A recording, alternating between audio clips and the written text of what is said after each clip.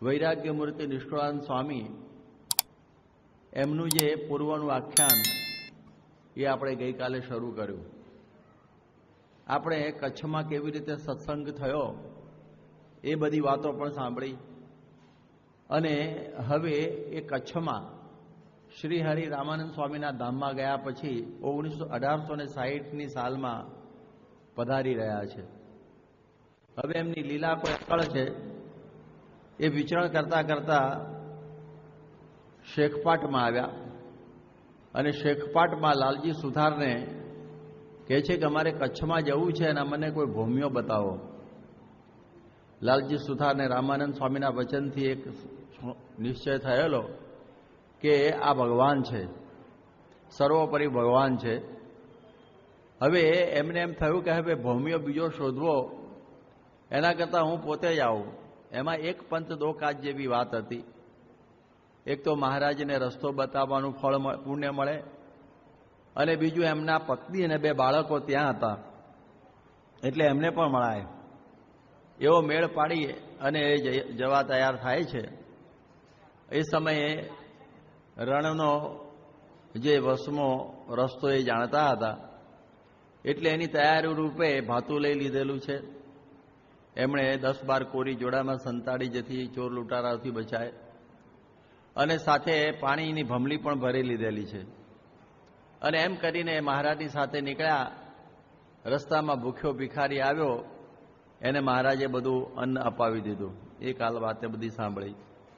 પછી ચોર આવ્યા અને એમણે લાલજીના કપડામાં કંઈક પૈસા ન મળ્યા તો શ્રીજી મહારાજે ચોરોને જોડામાં પૈસા છે એવું બતાવી આપ્યું. એ ગયા અને ત્યાર પછી રણની વસમી વાટ આવી અને એ વખત પાણીની બતક જ ભરી લીધેલી. રસ્તે મહારાજ કે ભિક્ષા માગી લાવતા હશે, એના બધા 2 જણા ખાઈને ચલાવતા હશે. પણ હવે તો પાણી સિવાય બીજું કંઈ હતું નહીં અને રસ્તો વિકટ હતો. હવે રસ્તે જ્યારે આગળ ચાલ્યા ત્યાં કોઈ મહાપુરુષ આવી ગયા અને પાણી માગ્યું. મહારાજે બધું પાણી પીવડાવી દીધું અને લાલજીનું ગળું તરસથી એકદમ સુકાવા માંડ્યું. પાણી પાણી પાણીનો પોકાર કરવા માંડ્યા. અને આપણે એ પ્રસંગ ઉપર શ્રીજી મહારાજનો અનન્ય આશરો કેવો હોય એની થોડી વાતો સાંભળી કે એમને એમ થયું કે હવે મહારાજ સિવાય બીજો કોઈ મારો આધાર નથી. મહારાજે એમને ખારા સમુદરમાં મીઠી વીરડીને મીઠી શહેર એની જેમ પાણી ઠંડુ અને પાણી મીઠું પીવડાવી દીધું. પણ આપણને એટલો ખ્યાલ આવ્યો કે આપણે ગમે એટલા આધારો રાખીએ, આમને તો વળી બહુ ભાતા નહોતો, કોરિયો નહોતો ને પાણી નહોતો, એ ગયા. પણ ગઈકાલે આપણે બધા આધારો જોયા કે નારી મિલી, ફૂલવારી મિલી, બધું ઘણું બધું મળ્યું હોય. એ પછી ઇંગ્લેન્ડ હોય કે મોટા મોટા નિકોલાય ચોસસ્ક જેવા હોય કે પછી નંદરાજા જેવા હોય કે બધા ઘણા બધા હોય. પણ એ બધાના જે રાજ્યના પૈસાના સગા સંબંધીના બધા આધારો તૂટી પડે છે. એક જ અવિચળ આધાર છે ભગવાનનો. એટલે એનો જ આશરો રાખો. એ વાત આપણે એમાંથી થોડી સમજ્યા અને ત્યાર પછી હવે મહારાજ કહે છે કે હવે આપણે આગળ ચાલીએ. હવે મહારાજ હવે આગળ ચાલ્યા છે અને હવે આગળ ચાલતા ચાલતા કે રણ ઉતારીને ગયા પાર, નાનું આવ્યું તળાવ તે ઠાર, લીધો બાવળ હેઠ વિરામ, સોડ તાણી સુતા ઘન શ્યામ. હવે રણ પૂરું થયું અને રણમાં બાવળીઓ આવેલો. એમાં બીજા વૃક્ષો તો હતા નહીં પણ પહેલો બાવળીઓ દેખાયો. એટલે મહારાજ એ સમયે ત્યાં આગળ પોઢ્યા કારણ કે થાકી ગયેલા અને એ વખતે વિશ્રામ કરવા માટે સોડ તાણીને સૂતા છે. અને એ વખતે ભગવાનના પગમાં કાંટા વાગેલા. રણમાં પેલી વનસ્પતિ અમુક તો હોય એના કાંટા હોય એટલે એ બધા કાંટા એમના પગમાં વાગેલા. એટલે લાલજીએ કાંટા કાઢવા માંડ્યા કે પ્રભુ પદમાં કાંટા હતા વાગ્યા, ભક્ત લાલજી કાઢવા લાગ્યા, 16 ચિહ્ન ચરણમાં નિહાળી, સ્નેહે રાખ્યા અંતરમાં સંભાળી. અને એ સમયમાં એમણે કૌતુક એ જોયું કે કાંટા કાઢતી વખતે એમને ભગવાનના ચરણમાં બધા ચિહ્નો દેખાયા. સામુદ્રિક શાસ્ત્રના જાણકાર હતા એટલે ચિહ્નો બધા 16 ગણ્યા અને એમને થયું કે આવા ચિહ્નો તો ભગવાન સિવાય કોઈનામાં હોય નહીં. એટલે એમને નિશ્ચય તો હતો જ ભગવાનનો, પણ આ પુષ્ટિ થઈ, ખાતરી થઈ, પુષ્ટિ થઈ બીજું કહીએ તો. એટલે એમને થયું કે હો આ સાક્ષાત પૂર્ણ પુરુષોત્તમ નારાયણ જુઓ ને કેટલા બધા કષ્ટ સહન કરે છે.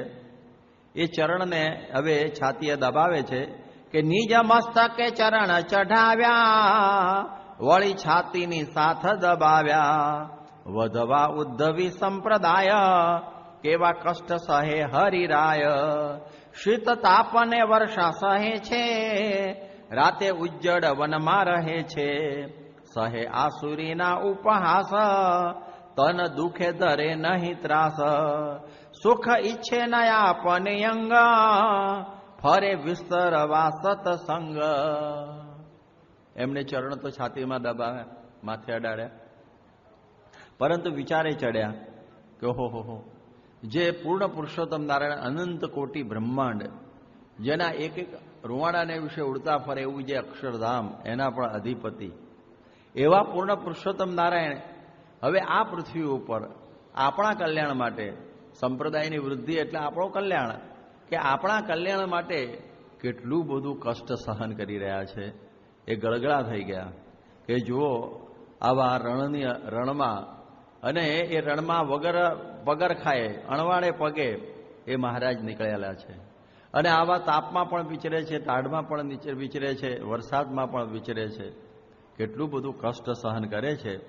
રાતે ઉજ્જડ વનમાં પણ રહે છે.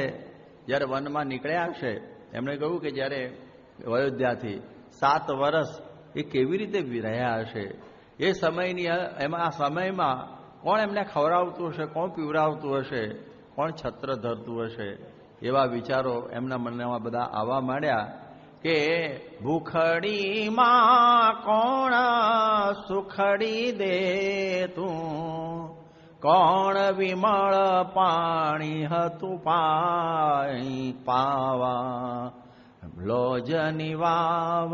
એટલે કોણ પાતું હશે શીતળ વારી, એટલે એ વખત કોણ એમને પાણી પાતું હશે, કોણ ખવડાવતું હશે. અને કહે છે કે જે શિર ઉપર છત્ર શોભે, તે શિર પર ઝટાયા પે વધારી.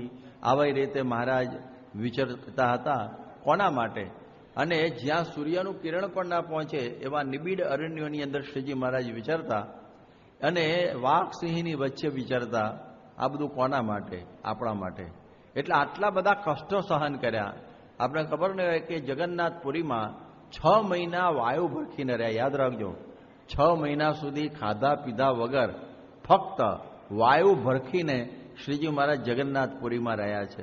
કોના માટે? આપણા માટે. કે બધા હરિભક્તોનું કલ્યાણ થાય. એમના યોગમાં જે કોઈ મુમુક્ષુ આવ્યા હોય એ બધા મોક્ષ માર્ગના અધિકારી બને, એટલા માટે આટલું બધું શ્રીજી મહારાજ સહન કરી રહ્યા છે. અને સત્સંગમાં આવ્યા પછી પણ એમણે 32 વખત આ ગુજરાત કચ્છ કાઠિયાવાડને ગમરોળ્યું. એમાં કેટલા બધાનું કલ્યાણ થઈ ગયું. 32 વખત બધું ફર્યા છે. આ બોચાસણમાં 32 વખત આવ્યા છે, કરજીસણમાં 32 વખત આવ્યા છે. કારણ કે રસ્તો છે એટલે ત્યાં વિરામ માટે આવવાનું જ થાય. એટલે આટલું બધું શ્રીજી મહારાજ કષ્ટ સહન કર્યું છે, એ બધું આપણા માટે. અને આજ આણંદની અંદર મહારાજે પથરાનું, પછી તમે જુઓ છાણ, પછી પેલા ધૂળ કાદવ, એનાથી સન્માન ગ્રહણ કર્યું છે આપણા આણંદ ગામમાં જ, આજે બેઠા છીએ ત્યાં જ. એટલે એ પણ કોના માટે? આપણા માટે. તો એવા બધા અપમાનો સહન કર્યા.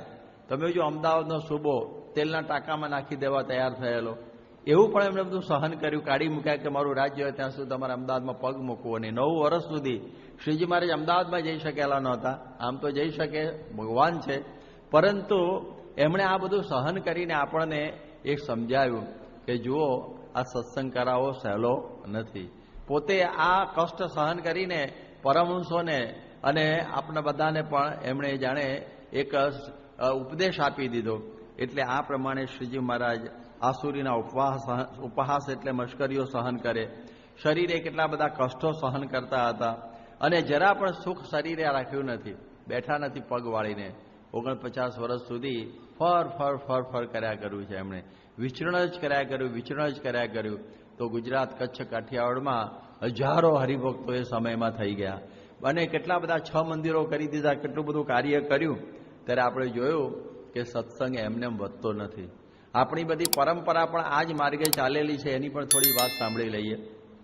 ગુણાતીતાનંદ સ્વામી વડતાલના 2 સમયે પધારતા. એક કાર્તિકનો સમયો અને બીજો ચૈત્રનો સમયો. કાર્તિક સુદ એકાદશીથી પૂનમ સુધીનો અને ચૈત્ર સુદ નોમથી પૂનમ સુધીનો. આ 2 સમયા એ વડતાલ હંમેશા માટે આવતા. હવે ક્યાંથી આવવાનું ખબર છે? જૂનાગઢથી. હેલિકોપ્ટરમાં નહોતું આવવાનું, એરોપ્લેનમાં નહોતું આવવાનું, ચાલીને આવવાનું, ગાડામાં આવવાનું. પછી ગાડા મળે તો ગાડામાં, પછી એક નાનું ઘોડું રાખેલું થોડું, એમાં કોઈક વખત બેહે. એવી રીતે એ બધા કેટલી મુશ્કેલીઓ વેઠીને ઠેઠ જૂનાગઢથી વડતાલ આવે. કેટલો સમય લાગતો હશે. વચ્ચે બધા ગામો લેતા જાય. 800 ગામોમાં સત્સંગ કરાવેલો ગુણાતીતાનંદ સ્વામી, 800 ગામોમાં. અને 400 ગામોમાં અત્યારે મંદિરો છે ત્યાં જૂના મંદિરના. તો આપણે જ્યારે જોઈએ કે કેટલો પરિશ્રમ સ્વામી લેતા હશે. અને આ પોતે અક્ષર છે એ વાત પણ એ વખતે લોકોને સમજાતી નહોતી. તો મહારાજનું પુરુષોત્તમપણું કેવી રીતે સમજાય?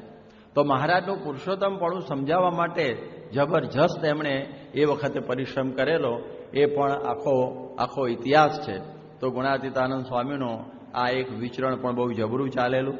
ભગતજી મહારાજ પણ એ વખતે ટ્રેનો આવી ગયેલી.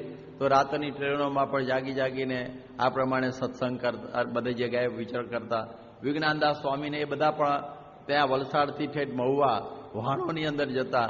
એ વખતે કંઈ સ્ટેમ એન્જિનો નહોતા, વાણમાં જવાનું. અને એટલી બધી મુશ્કેલીઓમાં પણ બધા સત્સંગ વધારવા માટે એ બધા વિચરણ કરતા હતા. અને શાસ્ત્રીજી મહારાજે તો જો કેટલું બધું તપ કરેલું છે. એ બધું એમનું આખું જીવન જ હાડમારીઓમાં ગયું. વડતાલમાં હતા ત્યારે ભગતજીના ની વાતો, એમણે અક્ષર પુરુષોત્તમની વાતો ઉપાડી. એટલે સત્સંગ વધારવો એટલે અક્ષર પુરુષોત્તમની વાત. જેમ ભગતજીએ અક્ષરની મોરલી વગાડી, એમને વિમુખ થવું પડ્યું. હેરાન થઈ ગયા. 32 વર્ષ સુધી એ રહ્યા બહાર. અને એ પછી જૂનાગઢ મંદિરમાં શાસ્ત્રી મહારાજે એમને પધરાવેલા. એ આખો ઇતિહાસ છે. પણ કેટલી બધી મુશ્કેલીઓ એમણે સહન કરી, અપમાનો સહન કર્યા. શાસ્ત્રીજી મહારાજે પણ વિમુખ થવું પડ્યું. અરે એમને પણ ધોળા પહેરવા પડ્યા. એ પણ આપણે બધા જાણીએ છીએ, શાસ્ત્રી મહારાજને પણ. અને ત્યાર પછી વડતાલમાં અક્ષર પુરુષોત્તમની વાત કરવા માટે કરતા ત્યારે કેટલી તકલીફો થતી. બધા સોયા મારતા. શુક્રજીવનદાસ ને ઘનશ્યામદાસ ને બધા કેટલું બધું ગાતડિયા ખેંચી લેતા. પછી મરચાની ધૂણી થતી, પાણીની માટલીઓ બધી ફોડાતી એમના આસન આગળ. આટલી બધી મુશ્કેલીઓ. પછી એમને તો ઝેર પણ આપવાનું કરેલું. એ જ બધું શાસ્ત્રી મહારાજને. પછી ચૂલમાં નાખી દેવાનો પણ વિચાર બધો ગોઠવાઈ ગયેલો. આવી બધી ઘણી મુશ્કેલીઓ એમને હતી, પણ પાછા પડ્યા નહીં. અને પછી વડતાલમાંથી નીકળ્યા. આપણા મનમાં ગયેલો એમાંથી ઉપાધિમાંથી આ બહાર નીકળ્યા. પણ અહીં તો કશું જ નહોતું. 5 સંતો અને શ્રીજી મહારાજને લઈ નીકળેલા, હરિકૃષ્ણ મહારાજને. એટલે અહીં તો મુશ્કેલીઓનો પાર નહીં. નાણાં પાણા દાણા કશું જ ના મળે. પાણાને બધું કંઈ જ નહીં. એવી બધી પાર વગરની મુશ્કેલીઓ. અને ચારે બાજુ હાડ એમને મારવા માટે બધા મારાઓ ચારે બાજુ ફરે. આ સીમા મારા આવેલા, બામણગામમાં આવેલા. અહીં આગળ તમે જુઓ ચાણસદમાં બધા મારા ફરવા, એમને મારવા માટે આવેલા. વેરા કાવીઠા તરફ પણ બધા આવેલા. કેટલા બધા દાખલાઓ આપણે બધા જાણીએ છીએ. તો આટલી બધી મુશ્કેલીઓમાં એ બધું ફરવાનું, કોઈ પૈસો મળે નહીં, સાધુ કંઈ હોય નહીં, બધા મંદિરો કરવા એટલે એ બધાનું ખાવાનું પીવાનું કશું જ ના મળે. એટલી બધી મુશ્કેલીઓ. જોડીઓ ઉપર મંદિરો થાય. એ વખતે માનદ સ્વામી, પછી એક બીજા હતા આપણા બીજા સ્વામી હતા આપણા બધા. એ બધા જોડીઓ માગતા. યોગીજી મહારાજ તો હતા જ. અને એ બધા ગામો ગામ જોડીઓ માગે. અને યોગી બાપા કહેતા ગામડામાં જોડી માગીએ ત્યારે સારંગપુરમાં તાવડી ચડે. અને આજના સમયમાં ફૂલદલમાં 50,000 માણસ આવે. પણ એ વખતે શાસ્ત્રી મહારાજે યોગી બાપાને લખેલું, અરે શંકર ભગત કોઠારીએ, કે તમે 10 મણ લોટને કંઈક લઈને આવશો ને આ માલમાંથી તો સમયો થશે, ને તો સમયો નહીં થાય. એવી હાડમારીમાં આ બધું સત્સંગ વધારવા માટે એક વ્યક્તિને અક્ષર પુરુષોત્તમની વાતો શાસ્ત્રી મહારાજ કરતા, યોગી બાપા બધાને કરતા. યુવકોને સાધુ બનાવવા માટે કેટલું બધું કાર્ય શાસ્ત્રીમાં યોગી બાપાએ બધું કર્યું. આ રવિવારની સભાઓને એવું બધું કર્યું. ને વિચરણ તો સખત ચાલુ. શાસ્ત્રીજી મહારાજે 87 વર્ષ સુધી પગ વાળીને બેઠા નથી. એ કહેતા ખાટલે પડીશું ત્યારે વિચરણ બંધ થશે. એવું જ થયું. એટલું બધું સખત વિચરણ શાસ્ત્રીજી મહારાજે એ વખતે આદરેલું. એ પણ આપણે બધા જાણીએ છીએ કે પગે વાહ હોય, પાનીએ વાહ હોય. કેટલી બધી મુશ્કેલીઓમાં પણ એ પાછા પડતા નહીં. અને એ વિચરણ ચાલુ ને ચાલુ એમણે રાખેલું. અને આપણે જોયું કે વિચરણમાં કેટલા બધા લોકોને એ સમાસ થયો એ પણ આપણને ખબર છે. કેટલા બધા સત્સંગીઓ થયા. ગુલજારલાલ નંદાને, પ્રોફેસર જેઠાલાલ સ્વામિનારાયણને, ચંપકભાઈને, સમાધિ પ્રકરણ એ વખત શરૂ થયેલું, એમાં બધા ખેંચાયા. અને આટલી બધી મુશ્કેલીઓ એમણે વેઠી. અહીં બોચાસણ હતા, થર્ડ ક્લાસમાં બેસવાનું, નંદા સાહેબ આગળથી જગ્યા લેવા માટે બારીમાંથી અંદર કરી જાય. અરે હારું, તો કેટલી બધી માથાકૂટો થાય, પણ એમાં પાછા પડ્યા નહીં. અને આ સોડા બોટલના ડબ્બામાં બેસીને પણ 82 વર્ષની ઉંમરે બોચાસણ આવવું, એ તો તમે બધું નિકેતન શાસ્ત્રી યજ્ઞ પુરુષદાસ વાંચો ને તો બધો ખ્યાલ આવે. પૈસો ન મળે, એક મુશ્કેલીઓનો પાર રહી, બધી બાજુના બારા બંધ થઈ ગયેલા. અને યોગીજી મહારાજ મૂંઝાય, કોઠારીઓ બધા મૂંઝાય કે પૈસા નથી, વાળા નથી આપતું, કોઈ આ બધા પેલું થઈ ગયું છે. પ્રમુખ સ્વામીને ત્યાં મૂકેલા કોઠારી તરીકે, અને એ તો ભાગી ગયા દ્વારિકા. કેટલા લોકોને જવાબ આપવા બધા વેપારીઓને અને પથરાવાળાને બધાને. પછી કહ્યું શાસ્ત્રીમાને તમે પૈસા મોકલો તો જ અમારે ત્યાંથી જવાશે, નહીં તો સારંગપુરમાં જવાય એવું લાગતું નથી. આમ શરમ આવે પેલા વેપારીઓને વારે વારે ના પાડવાની, વળી પછી એની પાસે માલ લેવાનો, પૈસા આપવાનું નહીં. હવે કેવું થાય એવું પરિસ્થિતિ, એ આમ દયામણી પરિસ્થિતિ એ બધી હોય. પણ એમાં બધા મંડ્યા તો આ બધું કાર્ય થયો છે. સત્સંગ એમને નથી બધો, યાદ રાખો. અત્યારે આપણે પંખા નીચે બેઠા છે, શાંતિથી બધો સત્સંગ કરીએ છીએ, પરંતુ આની પાછળ આ બધો પરિશ્રમ જબરજસ્ત થયેલો છે. આ BAPSના ઘડવૈયાઓનો સખત પરિશ્રમ થયેલો છે. નિર્ગુણદાસ સ્વામી ઊંઘતા જ નહીં, રાત દિવસ કથા વાર્તા પત્રો એ બધા આફ્રિકાના સત્સંગ માટે લખ્યા જ કરતા, રાતની રાતો એ બધી જાગતા. અને એ પ્રકારની બધી મુશ્કેલીઓ એમને, બધું વ્યવસ્થા તો કશી જ ના હોય, ખાવા પીવાના ઠેકાણા ના હોય. એવી પરિસ્થિતિમાં આ બધો સત્સંગ ભાઈ વધ્યો છે. યોગીજી મહારાજ પણ પેચોટીઓ ખસી જાય, આ જાય તે જાય, તો પણ ગાડામાં હાલતા, થર્ડ ક્લાસમાં ઠાળવા કૂટાતા, હરિભક્તોને રાજી કરવા માટે જરાય પાછા પડ્યા નથી યોગીજી મહારાજ. એમની ભેગા તો અમે 14 વર્ષ રહ્યા છીએ, એટલે અનુભવ છે કે ગાડામાં 3 વાગે બપોરે નીકળવાનું, અને એ બધો તાપ પડતો હોય, વૈશાખનો ભયંકર, તો એ બધા 4, 5, 10 ગામ કરી નાખવાના. જરા એવું પેલું નહીં, તાવ આવી જાય, બધું એમને તો શરદીનું બધું થયેલું. એવી બધી મુશ્કેલીઓમાં યોગી બાપા પાછા પડ્યા નથી. અને આખી દુનિયામાં જેને વર્લ્ડ રેકોર્ડ થાય એવો ભીડોને પરિશ્રમ જો કોઈ વિશ્વમાં બેઠ્યો હોય તો આપણા ગુરુ પ્રમુખ સ્વામી મહારાજ જે અત્યારે બિરાજમાન છે. પણ એમણે તો હદ કરી નાખી. આ છેલ્લા 40 વર્ષ 38 વર્ષમાં યોગી બાપા ધામમાં ગયા પછી જે વિચરણ જે આદર્યું છે, દેહ સામું જોયું જ નથી. ધાડ તડકો ભૂખ તરસ કંઈ જ જોયું નથી.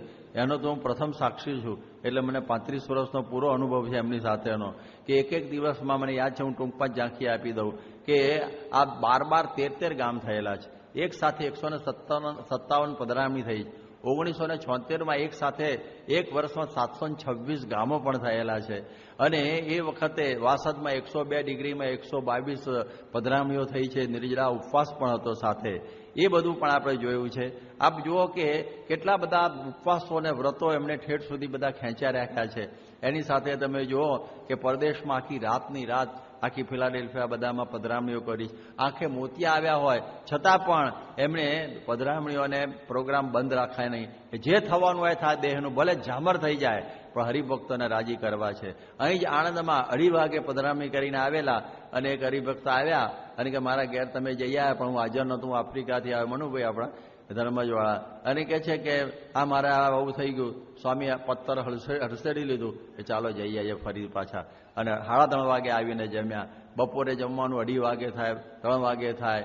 આવું તો બહુ કોમન. આવો વરસાદ ભરસક અત્યારે તમને લાગે ને કે હારો વરસાદ છે, એવું નથી જવું, જવા દો ને, આજે કોણ જાય બધું રવિવાર. પણ વરસાદમાં સ્વામી પાછા પડ્યા નથી. વરસાદમાં જ પણ વિચરણ. અમને યાદ છે કે અમે લોકો છે લગભગ ભીના કપડાં જ રોજ પહેરતા. ફૂંકાય છે ને, એકથી બીજે ગામ જવાનું, લોચા લઈ લઈને ફરવાનું, રાતે જેવું આખી રાતે વરસાદ હોય એટલે ભીના પહેરીએ, અને પછી શરીરની ગરમીથી ઉકાઈ જાય. એવી પ્રકારની પરિસ્થિતિ અમારી બધી એ વખત હતી. વાહન મળે નહીં, અને ધીમે ધીમે પછી ગાડીઓને બધું આ ગોઠવાયું. પહેલાં તો ગાડા અને બધા હરિભક્તોની ગાડીઓ અને ટ્રેક્ટરો, એવી રીતે જ વિચરણ કરવાનું. અને ધૂળ ઉડતી હોય ભાલમાં, અને બધી ઝીણી ઝીણી ધૂળ આંખમાં પેસી જાય, આ થઈ જાય. તળાવના પાણીએ પીવાનું, પાણી તળાવના જ પીવાના, તળાવનું પાણી પીવાનું, અને એક નાહવાનું. 2 તળાવ હોય ભાલમાં. આવી પ્રકારની ઉપાધિમાં પણ પાછા ના પડે. 20-20 90 ગામ આપણે સાબરકાંઠામાં, પછી આ બાજુ આ બધા કાનવ વાકડમાં, પેલી બાજુ ઉપર જુઓ તો દક્ષિણ ગુજરાતમાં સખત આદિવાસીઓના સાથે કોઈ બિચારાની વ્યવસ્થા લોટા લઈ લઈને બહાર નાહવા જવાનું, પણ પાછા ના પડે. મચ્છરદાની તો હોય જ નહીં. અને એ વખત કંઈ જ્યોતિ ગામો નહોતા, એટલે કોઈ પંખા ના હોય, પાણી ના હોય, અને બધું કૂવામાંથી ને નદીઓમાંથી જ બધું પતાવવાનું, એવી પરિસ્થિતિ. પણ સ્વામી કે આપણે પાછું નહીં પડવાનું.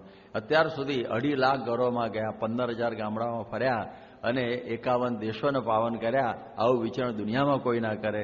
આટલું બધું પગે સોજા ચડી ગયેલા તો એ પેલી હરિભક્તો કે સ્વામી પધરાવી, હાલો આવું. પછી સોજા હોય તો પણ, તાવ આવતો હોય તો પણ તૈયાર થઈ જાય. એવી રીતનું બધું થઈ જાય. એટલે કેટલું બધું વિચરણ. કચ્છની અંદર સ્વામી માંડવીમાં 1986માં ગયેલા, ગુણાતીતાનંદ સ્વામીના દ્વિશતાબ્દી મહોત્સવ પછી. સખત તાવ, પણ પાછા ના પડે. એક દીપચંદ ગાડીને વચન આપ્યું તો હું આવીશ પાંજરાપોળના ઉદઘાટનમાં. અરે બાબુ જવાદાન સ્વામી એવું તો બધા કેટલાય ઉદઘાટનો હોય, આપણે જવું એવું કે નક્કીએ કે ના. કેટલો એમનો સ્વભાવ એવો કે કોઈ આપણાથી દુખાઈ ના જવો જોઈએ. આ કંઈ સત્સંગ એમને વધ્યો નથી. બધાના મન સાચવવાના, દરેકને રાજી કરવાના. ગુજરાતમાં હોય અને પછી કંઈક બીજું ઉદઘાટન હોય, પેલું સહજાનંદ શોખનું, અને કે અત્યારે સ્વામી વેરાવળ છે, અને પછી ક્યાં છે બાલાસિંગર, આવો પાછા આમથી આમ, આમથી આમ, પાછા આમથી આમ, ઝીક ઝાક વિચરણ કરવાનું. અને વ્યવસ્થા કશું નહીં, એસી બેસી કશું મળે નહીં. અને એમાં આ પ્રમાણે સ્વામીએ આપણને જ રાજી કર્યા. અને એને લઈને આજે 10 લાખ સત્સંગીઓ આ વિશ્વમાં વધ્યા, 800 મંદિરો, 800 સાધુઓ. એની પાછળ પ્રમુખ સ્વામીનો પ્રસ્વેદ, એમનો પરસેવો વહેલો છે. એટલે અત્યારે તો આટલા દર્શન થાય ને એ પુણ્ય ભાગ્ય સમજવાના. અમુક તો બધા બારીમાંથી દર્શન આપી દે એક વખત. આ તે પ્રમુખ સ્વામીના મનમાં બહુ જ થાય બધાને મળવું, આ કરવું, પણ શરીર એમના ઉત્સાહને સાથ નથી આપતું. નહીં તો યોગી બાપાએ કહેતા કે તબિયત સારી થાય 10,000 ગામડા ફરવાય, એવો કેપ એમને રહેતો. પ્રમુખ સ્વામીને પણ એવો કેપ રહે છે, પણ શરીર હવે સાથ નથી આપતું. એટલે આપણને ખબર પડે કે આવા પ્રકારે કે સુખ ઈચ્છે ન આપને અંગ, ફરે વિસ્તરવા સત્સંગ. સત્સંગના વિસ્તાર માટે આટલું બધું આ આપણી પરંપરા ફર્યા છે. લાલજીને થયું કે હો પગમાં આટલા બધા કાંટા વાગ્યા છે, આવું છે, તો એ પાછા પડતા નથી આપણા ભગવાન સ્વામિનારાયણ. અને એ વખતે મહારાજને કંઈક થાક ઉતર્યો કે થાક કાંઈક ઉતર્યો જ્યારે, પૂછ્યું લાલજીએ તે હવારે. મહાપુરુષ મળ્યા વાટે જે કહો નાથ હતા કોણ એ કે મહાપુરુષ રામાનંદ સ્વામી દર્શન આપવા આવેલા આપણને. એ પાણી પી ગયા, એ બધી વાત કરી. અને પછી આ પ્રમાણે મહારાજે કહ્યું બાવળિયા નીચે બેસીને કે લાલજી, હવે હું વાત કહું ને એ તમે બરોબર શાંતિથી સાંભળો. હવે નિમિત્ત છે લાલજી, પણ આપણા બધા માટે આ વાત શ્રીજી મહારાજ કહે છે કે રાખે એક મારો વિશ્વાસ, તેના કષ્ટ કરું છું હું નાશ. બીજા દેવ કે દેવીને વળગે, ત્યારે તજું છું તેને અળગે. મારો નિશ્ચય મન માહી પેસે, એની આસ્થા બીજે નવ બેસે. ભૂત પ્રેતનો ભય ન વયાણે, જાદુ મંત્ર સાચા નવ જાણે. મારી મૂર્તિમાં મન અનુરાગે, તેને નજર કે ચોટ ન લાગે. કાળ કર્મ કે માયા કદાપી, મારા જનને શકે ન સંતાપી. મારા હાથમાં છે બધી બાજી, એમ જાણી રહે જન રાજી. એવી વાત બહુવિધ કીધી, લાલજીએ દિલે ધરી લીધી. કે છે ને સરમન્સ ઓન ધ માઉન્ટેન, એમાં બાવળિયા નીચેનો ઉપદેશ છે કે બાવળિયા નીચેનો આ ઉપદેશ શ્રીજી મહારાજ આપી રહ્યા છે. અને આ વક્તામાં ફક્ત સામે લાલજીભાઈ છે. મહારાજ એમને કહે છે કે જે મારો એક વિશ્વાસ રાખે ને એના બધા કષ્ટ હું નાશ કરું છું. મેં કાલ વાત કરીને અનન્ય ચિંતયંતો મામ એ જનાહા પર્યુપાસતે તેષામ નિત્યાભિયુક્તાનામ યોગક્ષેમમ વહામ્યહમ. એટલે પણ મારો આશરો અતિ દ્રઢ જોઈએ, મારો એકનો જ આશરો. જેમ શ્રી કૃષ્ણ ભગવાને ગીતામાં કહ્યું મામ એકમ શરણમ રજ, મારા એકને જ શરણે આવે. એવી રીતે આપણે અનન્ય શરણાગતિ આપણા ઈષ્ટદેવ પૂર્ણ પુરુષોત્તમ નારાયણ ભગવાન સ્વામિનારાયણ, એના વિશેની આવી અનન્ય શરણાગતિ રાખવાની. શ્રીજી મહારાજ પોતે કહે છે મારો વિશ્વાસ, એટલે પોતાની શરણાગતિની વાત કરે છે. તો એના કષ્ટો હું નાશ કરું, પણ જો બીજા દેવ દેવીને વળગે ત્યારે હું એને છોડી દઉં છું. જુઓ, એ ભગવાન કહે છે કે જો બીજી આસ્થા આવી ગઈ તો પછી ભગવાન કહે છે હું ધણી નહીં, પછી એ છોડી જ દે. એટલા માટે આપણે અનન્ય આશરો રાખવો, એક જ ભગવાનનો, સ્વામિનારાયણનો, એ એક જ ઈષ્ટદેવ આપણા, એ બરોબર દ્રઢ હોવું જોઈએ. પછી તું બી આવજા ને તું બી આવજા કરીએ ને તો પછી કશું ઠેકાણું ના રહે. એટલા માટે જેમ કહ્યું કે રિસ્પેક્ટ ઓલ, બધાને આપણે માન આપીએ, follow one and hate none. ઉપાસના તો એકની જ કરવાની, કોઈની નિંદા નહીં કરવાની, એ આપણે દ્રઢતા રાખવાની. શ્રીજી મહારાજે અંતના 38ના વચનામાં કહ્યું કે આપણે બધા હિન્દુ સનાતની છીએ, એટલે અવતાર દેવ દેવતાઓ બધાને માનીએ છીએ, મૂર્તિઓ પણ પધરાવીએ છીએ, એના આરતી થાળ બધું પણ કરીએ છીએ, એને પૂજવા મહારાજ કહે છે બધા, અને એની સેવા પણ કરવી. અરે શું કહેવાય, એને પૂજવા યોગ્ય છે, પછી નમસ્કાર કરવા યોગ્ય છે, પણ સર્વભાવે ઉપાસના કરવા યોગ્ય તો તમને જે સ્વરૂપ મળ્યું એ જ છે. એટલે જેમ આ પતિવ્રતા સ્ત્રી હોય એ પોતાના પતિના જે સગા સંબંધી આવ્યા હોય એને સાચવે વધુ કરે, પણ જે સંબંધ પતિ સાથે હોય ને એવો કોઈની સાથે ના હોય. એ તો સમજાય એવું છે. અને પતિને ખબર પડે કે આ મારી પત્ની આ બીજા કોઈ એક્ટરનો મહિમા વધારે ગાય છે, તો કે જાય એની પાસે, એમ કે બોલી જાય. અને કે જો બીજા દેવ દેવીને વળગે એટલે શું, બીજે આગી પાછો થાય તો પછી એ છોડી દે અને કહે મારો તો આણંદના બધા હરખા, તો મહા ઉપાધિ થાય, નગર વધુ જેવું થઈ જાય. એટલા માટે અહીં કહ્યું કે બીજા દેવ દેવીને જો વળગે ત્યારે તજું છું એને અળગે, પછી છોડી દે ભગવાન, એને પછી એના ધણી થતા નથી. એટલા માટે અનન્ય આશરો બરોબર રાખો, એકનો જ. એટલે કે છે નો મેન કેન સર્વ ટુ માસ્ટર. એ કે છે બેની કોઈ સેવા કોઈ દિવસ થાય જ નહીં, એકની જ કરવાની હોય. જે કોઈ ભસતા હશે એ એકને જ ભસતા હશે, રામવાળા કૃષ્ણવાળા માતા મહાદેવ જે હોય. અને કોઈક એમ કહે કે ના આપણે તો બધાને ભજે, સમજવું કોઈને ભસતો નથી, એનું ઠેકાણું જ નથી. એટલે શું કે રોલિંગ સ્ટોન ગેધર નો મોસ, એના જેવું થાય, એને કશું બધું વળગે જ નહીં. એટલા માટે બરોબર વ્યવસ્થિત એકનો જ આશરો રાખો. એક વખત ગુણાતીતાનંદ સ્વામીએ એક જણે વર્તમાન ધરાયા, એ કે મારે હવે સત્સંગી થવું છે, કે મારે શું કરવાનું, 5 માળા ફેરવજે સ્વામિનારાયણની, કે આમ તો મહાદેવની ફેરવું છું, 5 પછી ગણપતિની, 5 માતાની ફેરવું છું, 5 જમિયા દાતરની ફેરવું છું, પીર છે ત્યાંની અમારે જુનાગઢમાં. કે અને હવે તમે આ વળગાડ્યું એટલે 5 સ્વામિનારાયણ ફેરવ્યું છે મારા ભાઈ. સ્વામી કહે ક્યાં જશે આ બધી ગીરદીમાં, એટલે એક ફેરવવાનું કર, નહીં તો પછી કશું હાથમાં આવે નહીં, જાજા ઘરનો પરોણો ભૂખે મરે. એટલે એક આશરો જો બરોબર હોય તો આપણે આ બરોબર વ્યવસ્થિત રીતે ભગવાનના ધામમાં પહોંચીએ. એટલા માટે મારે જે કહ્યું કે મારો નિશ્ચય મનમાં બેસે, એને બીજે આસ્થા ન બેસે. એનો નિશ્ચય બરોબર ફિટ થઈ ગયો હોય, એ ગમે તેવો હોય, પણ એમાં એને આસ્થા બેસે જ નહીં. જે હોય એ બરોબર છે, જેમ મારા ભગવાન મને વાલા છે, તારા હોય, મારે એનો કંઈ વાંધો નથી, પણ મારા માટે તો આ જ છે. એ બરોબર દરેકે ઉપાસનાની વાત આ સમજવાની, આશરાની, કે આશરો એકનો જ કરવાનો અને એમાં અનન્ય ભાવે આપણે જોડાવાનું. અને પછી મહારાજ કહે છે કે આ પ્રમાણે કે એ આશરો આવો બરોબર દ્રઢ કરીને પછી આપણે બરોબર એમાં દ્રઢતા એવી પાકી રાખવાની કે પછી કોઈ બીક નહીં, કે ભૂત પ્રેતનો પછી ભય ના આવે.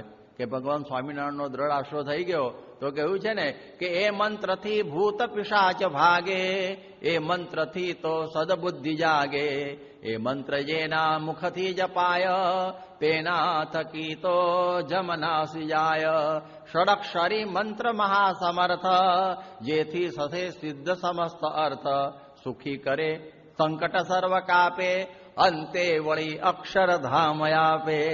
આટલો મોટો મહિમા સ્વામિનારાયણ મંત્રો છે, મંત્રનો, ભગવાનના નામનો મહિમા, તો ભગવાનનો કેટલો બધો મહિમા હોય. તો એ પ્રમાણે કોઈ ડર નહીં રાખવાનો, ભૂત પ્રેતની ડર ના હોવો જોઈએ. જાદુ મંત્ર તંત્ર એ પણ સાચા જાણવાની, એ બધામાં રસ જ ન લાગો, એ બધા ખોટા હોય. જેમ પેલા 12 પટોળીના ખેમા વાગ્યા પત્ની, એમને ત્યાં પેલો બ્રાહ્મણ આવીને બેઠો અને કે તમને તો બેન છે ને હવે મોઢા ઉપરથી એવું લાગે છે તમારા ધણીને 7.5ની લોઢાના પાયે પનોતી બેઠી છે, કે શું થાય એમાંથી, કે ગામમાં રાયલે ગામથી બીજા ગામ રખડવું પડે ત્યારે માંડ પૂરું થાય. એટલે કે મારો ધણી તો ખેતરમાં હૂતો છે ખાઈને, એને કોઈ જગ્યાએ રખડવાનું થયું નથી હજી સુધી, અને થવાનું એ નથી.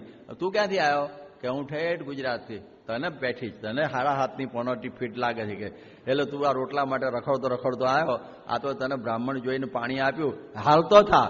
પેલો કે બેન તમે સ્વામિનારાયણ ધર્મ પાળતા લાગો છો, હા ચાલો ઉભો થા હમણાં. એટલે આ પ્રમાણે આવી રીતના આવા ભક્તો કે જેને જાદુ મંત્ર વાળા કે આવા કહેવાય ને, એનામાં રસ જ ના હોય, એ પછી કે બધા ગમે એટલા બધા આવતા હોય, કે છે મારી મૂર્તિમાં મન અનુરાગે, તેને નજર કે ચોટ ન લાગે. નજર બાંધવાની જરૂર નહીં, આ બધી કોઈ બધા તાવીજ ને દોરાન ધાગાન આ બધું કશું કરવાની જરૂર નથી હોતી. માદળિયાન બાદળિયાન બધું, એ બધું આપણે ભગવાનની ઈચ્છાથી જ બધું થાય છે, સમજવાનું. દુઃખ આપે તો દુઃખ ભોગવી લેવું, સુખ આવે તો સુખ ભોગવી લેવું. દાસના દુશ્મન હરિકેદી હોય એની જેમ કરશે એમ સુખ જ થશે. એને બધી પરિસ્થિતિમાં આનંદ આવે. આશરાવાળાને વગર આશરાવાળાનું કે દુઃખ તો બે ના આવે તો આપણો ફાયદો શું? પણ જે આશરાવાળો છે ને હસી હસીને ભોગવે, પેલો રોઈ રોઈને ભોગવે, કાં તો પછી આ ડિપ્રેશનમાં આવીને આપઘાત કરીને મરી જાય, અને આ બધો આનંદ મારે.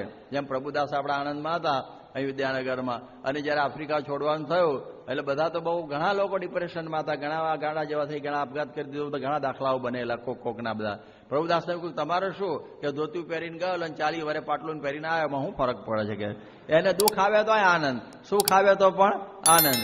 આશરાવાળાને એમાં કોઈ તકલીફ ઊભી ન થાય. ભગવાન જે કરતા હશે એ મારા માટે સારું જ કરતા હશે એવી એને દ્રઢ એકદમ સમજણ હોય, એટલે એને આ કોઈ બીક જ ના લાગે. કાળ કપને માયા એની કોઈ બીક એને લાગે નહીં. એટલે આ બરોબર આપણે સમજવાનું, અનન્ય આશરો ભગવાનનો બરોબર કરવો, એમાં જરા પણ સમાધાન નહીં, એમાં કોઈ માથાઉટ નહીં. એટલે દરેક શાસ્ત્રો આશરાની જ વાતો કરે છે કે ભગવાનનો અનન્ય આશરો આપણે બધાએ રાખવો. હવે તમે જુઓ આશરો છે ને, હવે આ બધા બદલાવાના કારણ શું હોય છે? એક તો છે ને શરીરમાં રોગ આવે ત્યારે આશરો આગો પાછો થઈ જાય, પછી વ્યવહારમાં નોકરીમાં કંઈક આગુ પાછું થાય ત્યારે આશરો આગો પાછો થઈ જાય. કારણ કે શરીરમાં રોગ આવે ને ત્યારે પછી એને એમ થાય છે કે માદળિયા બાંધી દઉં, કંઈક પછી તાવીજ લઈ આવું, કે પછી કંઈક આપણે કોઈ બાપુની ફૂંક લઈ આવું, આવું મનમાં થયા જ કરે એને. એટલે સમજવું કે એને આ શરીર વાળું છે, પણ ભગવાનમાં આશરો બરોબર નથી. ભલે મરી ગયા તો વાંધો નહીં, પણ એમાં આશરાવાળો છે ને એને કોઈ તકલીફ ઊભી ના થાય. જેમ હરજી કાપડિયો છે અને અણ ઉતાર તાવ આવેલો, અને એક બાવો ગોદડીમાં ઘાલીને તાવ લઈ ગયો, એની માએ કહ્યું પીસાવાનું કરો ને, અને એને ખબર પડી જ્યારે ઉઠ્યો ત્યારે કે મારો તાવ ક્યાં ગયો, કે પેલો બાવો લઈ ગયો. પકડ્યો બાબાને, દોડીને પાછળ ભાદર નદીના દેરડા સુધી પહોંચ્યો હતો, લાય પાછો, લાય મારી ગોદડી પાછી, તાવ ઉતારો તો સ્વામિનારાયણ ઉતાર, તું શાનો ઉતારે? ઉડીને હુઈ ગયા, તાવ ચડ્યો, અને મહારાજને ખબર પડી, મહારાજ સ્પેશિયલ દર્શન આપવા આવ્યા. ભલે આ તું મરી જવાનું કરે તો પણ આવું નહીં. આપણા જે બદલપુરના નાથાભાઈ હતા એમને સાપ કરડ્યો, એટલે એમની રીત પ્રમાણે કે ભાથુજી પાસે લઈ જાઓ. અરે નાથાભાઈ કે મને તો શાસ્ત્રીમાં જ કંઠી બાંધી જશે, અનુ ભાથુજી ભલે જ મરી જાઉં. અને એમ બોલતા બોલતા ધામમાં જતા રહ્યા, પણ એને આશરો બદલ્યો નહીં. આપણે થાય કે જે થતું એ કરો પણ મને બચાવો, શું કે જે થતું એ કરો, એમ બકરો હુમવો એ પણ કરો, પણ જે મારું બચાવો, જે બાધા કરી હોય કોકડા બોકડાની બધી કરો. પણ આવા નિષ્ઠાવાળા ભક્તો હોય છે કે ગમે એવું હોય, પરંતુ એને ભગવાન સ્વામિનારાયણનો આશરો કંઠી ઉપર માદળ્યો કે પછી કોઈ દોરો ધાગો કે તાવીજ કશું ચડવું જોઈએ નહીં. એ બરોબર વ્યવસ્થિત રીતે આપણે સમજવાનું, તો આપણે પાકા સત્સંગી થયા કહેવાઈએ. એટલે આવા દાખલાઓમાં હવે ઘણી વખતે આપણે આશરો આગો પાછો થાય, વ્યવહારમાં આગો પાછો થાય તો કે ભાઈ તમારા મકાનનું દુકાનનું બારણું બદલવાનું છે. હમણાં આજ બહુ ચાલે, વાસ્તુવાળો આવી ગયો હોય, એટલે 1,00,000-2 લાખનું પેલું બારણું બદલે, ખર્ચો તો એનો એ જ હોય, અને પેલા બ્રાહ્મણને 5-10 હજાર મળે, એનું ઠેકાણું પડે. આપણું જે થયું એ થયું. મેં કહ્યું બિલ ગેટ્સ કે ગેટ બદલતો નથી તો એ કેટલા રૂપિયા આવે છે એને, તમારે શું તકલીફ થાય છે? આ બધી જેવું ભગવાનની ઈચ્છા સમજવાની, જે કરતા હશે એ આપણે રાજી સમજવું. આપણે કંઈ પૈસા આવે ને આપણું બગડી જવાનો હોય, છોકરા બગડી જવાનો હોય એટલે નથી આપ્યા, એવી રીતે સમજવું. આ રોગ અહીં પીરેલો આણંદમાં એક આપણા હરિભક્ત હતા મુખ્ય શાસ્ત્રી મહારાજના, અને એમને યોગી બાપા જોવા ગયા કે હજી 20 દિવસ થશે. અરે બાપા આજ લઈ જાઓ તો આજ લઈ લો, અમે કંટાળ્યા છે, એ કંટાળ્યા છે, અને આ તો બધું પગ ફાટી ગયો છે ને અંદરથી દુર્ગંધ નીકળે છે. ત્યારે સ્વામી કે તો આજે લઈ જઈએ, પણ 20 જન્મ ધરવા પડશે. ઓ બાપા 20 જન્મ ધરી છે ને, એકમાં થાકી ગયા છે આપણે, એકમાં થાકેલા બેઠા છે બધા, કેટલા બધા, તો પછી 20માં તો કેટલી દશા, તો હવા ઉપર ટેક્સ આવી જાય ને પછી આગળ ઉપર તો. એટલે એ પ્રમાણે એકે પત્તું હોય તો, એટલે જુઓ કંઈ રોગ આપે એ પણ કસર કાઢવા માટે આપતા હોય, એમાં રાજી રહેવું. એટલે દરેકમાં રાજી રહેવું, જે કરતા હોય એ બધું રાજી. અનન્ય આશરાવાળાને આ એક મોટી સમજણ હોય કે જે થાય એ એમની આપણા માટે કંઈક સારું હશે, સુખ કે દુઃખ બંને સારું હશે, આપણા જીવનું સારું હશે, દેહનું જે થવાનું હોય થાય. એટલે એવી સમજણ. પછી મેં કહ્યું નોકરી ધંધામાં આગુ પાછું થાય ત્યારે સમજણ ફરી જાય. એ કેવી ફરે? એ પછી પેલા ઉપર ચડી જાય, એ ગ્રહ પનોતી ઉપર ચડી જાય કે પછી તમને શનિની વીંટી પહેરો, આ કરો તે કરો, ત્યારે એમાં પણ નિષ્ઠા બદલાઈ જાય ભાઈ. માટે એમાં આ બધામાં પડવા જેવું નથી. એટલે બધા ઘણા બધા, હું ઘણી વખત કહું છે ને, હમણાં આવશે ગ્રહણ પૂનમે, એટલે રાહુ છે ને એને ખાલી માથું છે ને ધડ નથી, અને પેલા કેતુને ધડ છે ને માથું નથી, અને એવું છે. અને તમે જુઓ કે રવિ સોમ છે એટલે સૂર્ય અને ચંદ્ર એને ક્ષય થાય છે, ક્ષય રોગ થયેલો છે. અને આ બાજુ મંગળમાં અંગાર છે, બુદ્ધને કલંક લાગ્યું છે, ગુરુએ નારી ગુમાવી છે, શુક્ર આંખે કાણો છે, શનિ છે પગે લંગડો છે. આ ગ્રહ 9 ગ્રહોની દશા આવી બેઠી છે. અને તમારી શું દશા બેહાડવાના, દશા કરો છો. એટલા માટે આ પ્રમાણે એક આશરો બરોબર ભગવાનનો દ્રઢ રાખ્યો હોય તો ગમે એવી મુશ્કેલીઓની અંદર પણ એ વાંધો ના આવે. જેમ દાદા ખાચરનો ગરાસ ગીરે મૂકી ગયેલો અને મહારાજ એને આશીર્વાદ આપે અને મોઢામાં કાંકરી ગોળની મૂકે, દહીં ખવડાવે, ચાંદલો કરે, ચોખા ચોડે, જા આ વખતે પોલિટિકલ એજન્ટ પાસે રાજકોટ બધું બરોબર થઈ જશે. ના થયું. મહારાજ ધામમાં ગયા, દાદોદ ધામમાં ગયો તોય ગરાસ ના મળ્યો, તો એ દાદા ખાચરને ઠેઠ સુધી નિષ્ઠામાં ફેરફાર થયો નહીં કે મારા ઘેર 28 વર્ષથી આમ હેડક્વાર્ટર બનાવ્યું છે, આવન જાવન કરીને રહે છે, મારું જ કામ કરતા નથી. આવું થાય ને આપણને. પણ ના થયું એનું કામ તો પણ એની નિષ્ઠા ડગી નહીં કે ચાલો બીજા પાસે જઈએ, ત્રીજા પાસે જઈએ, આ શું છે.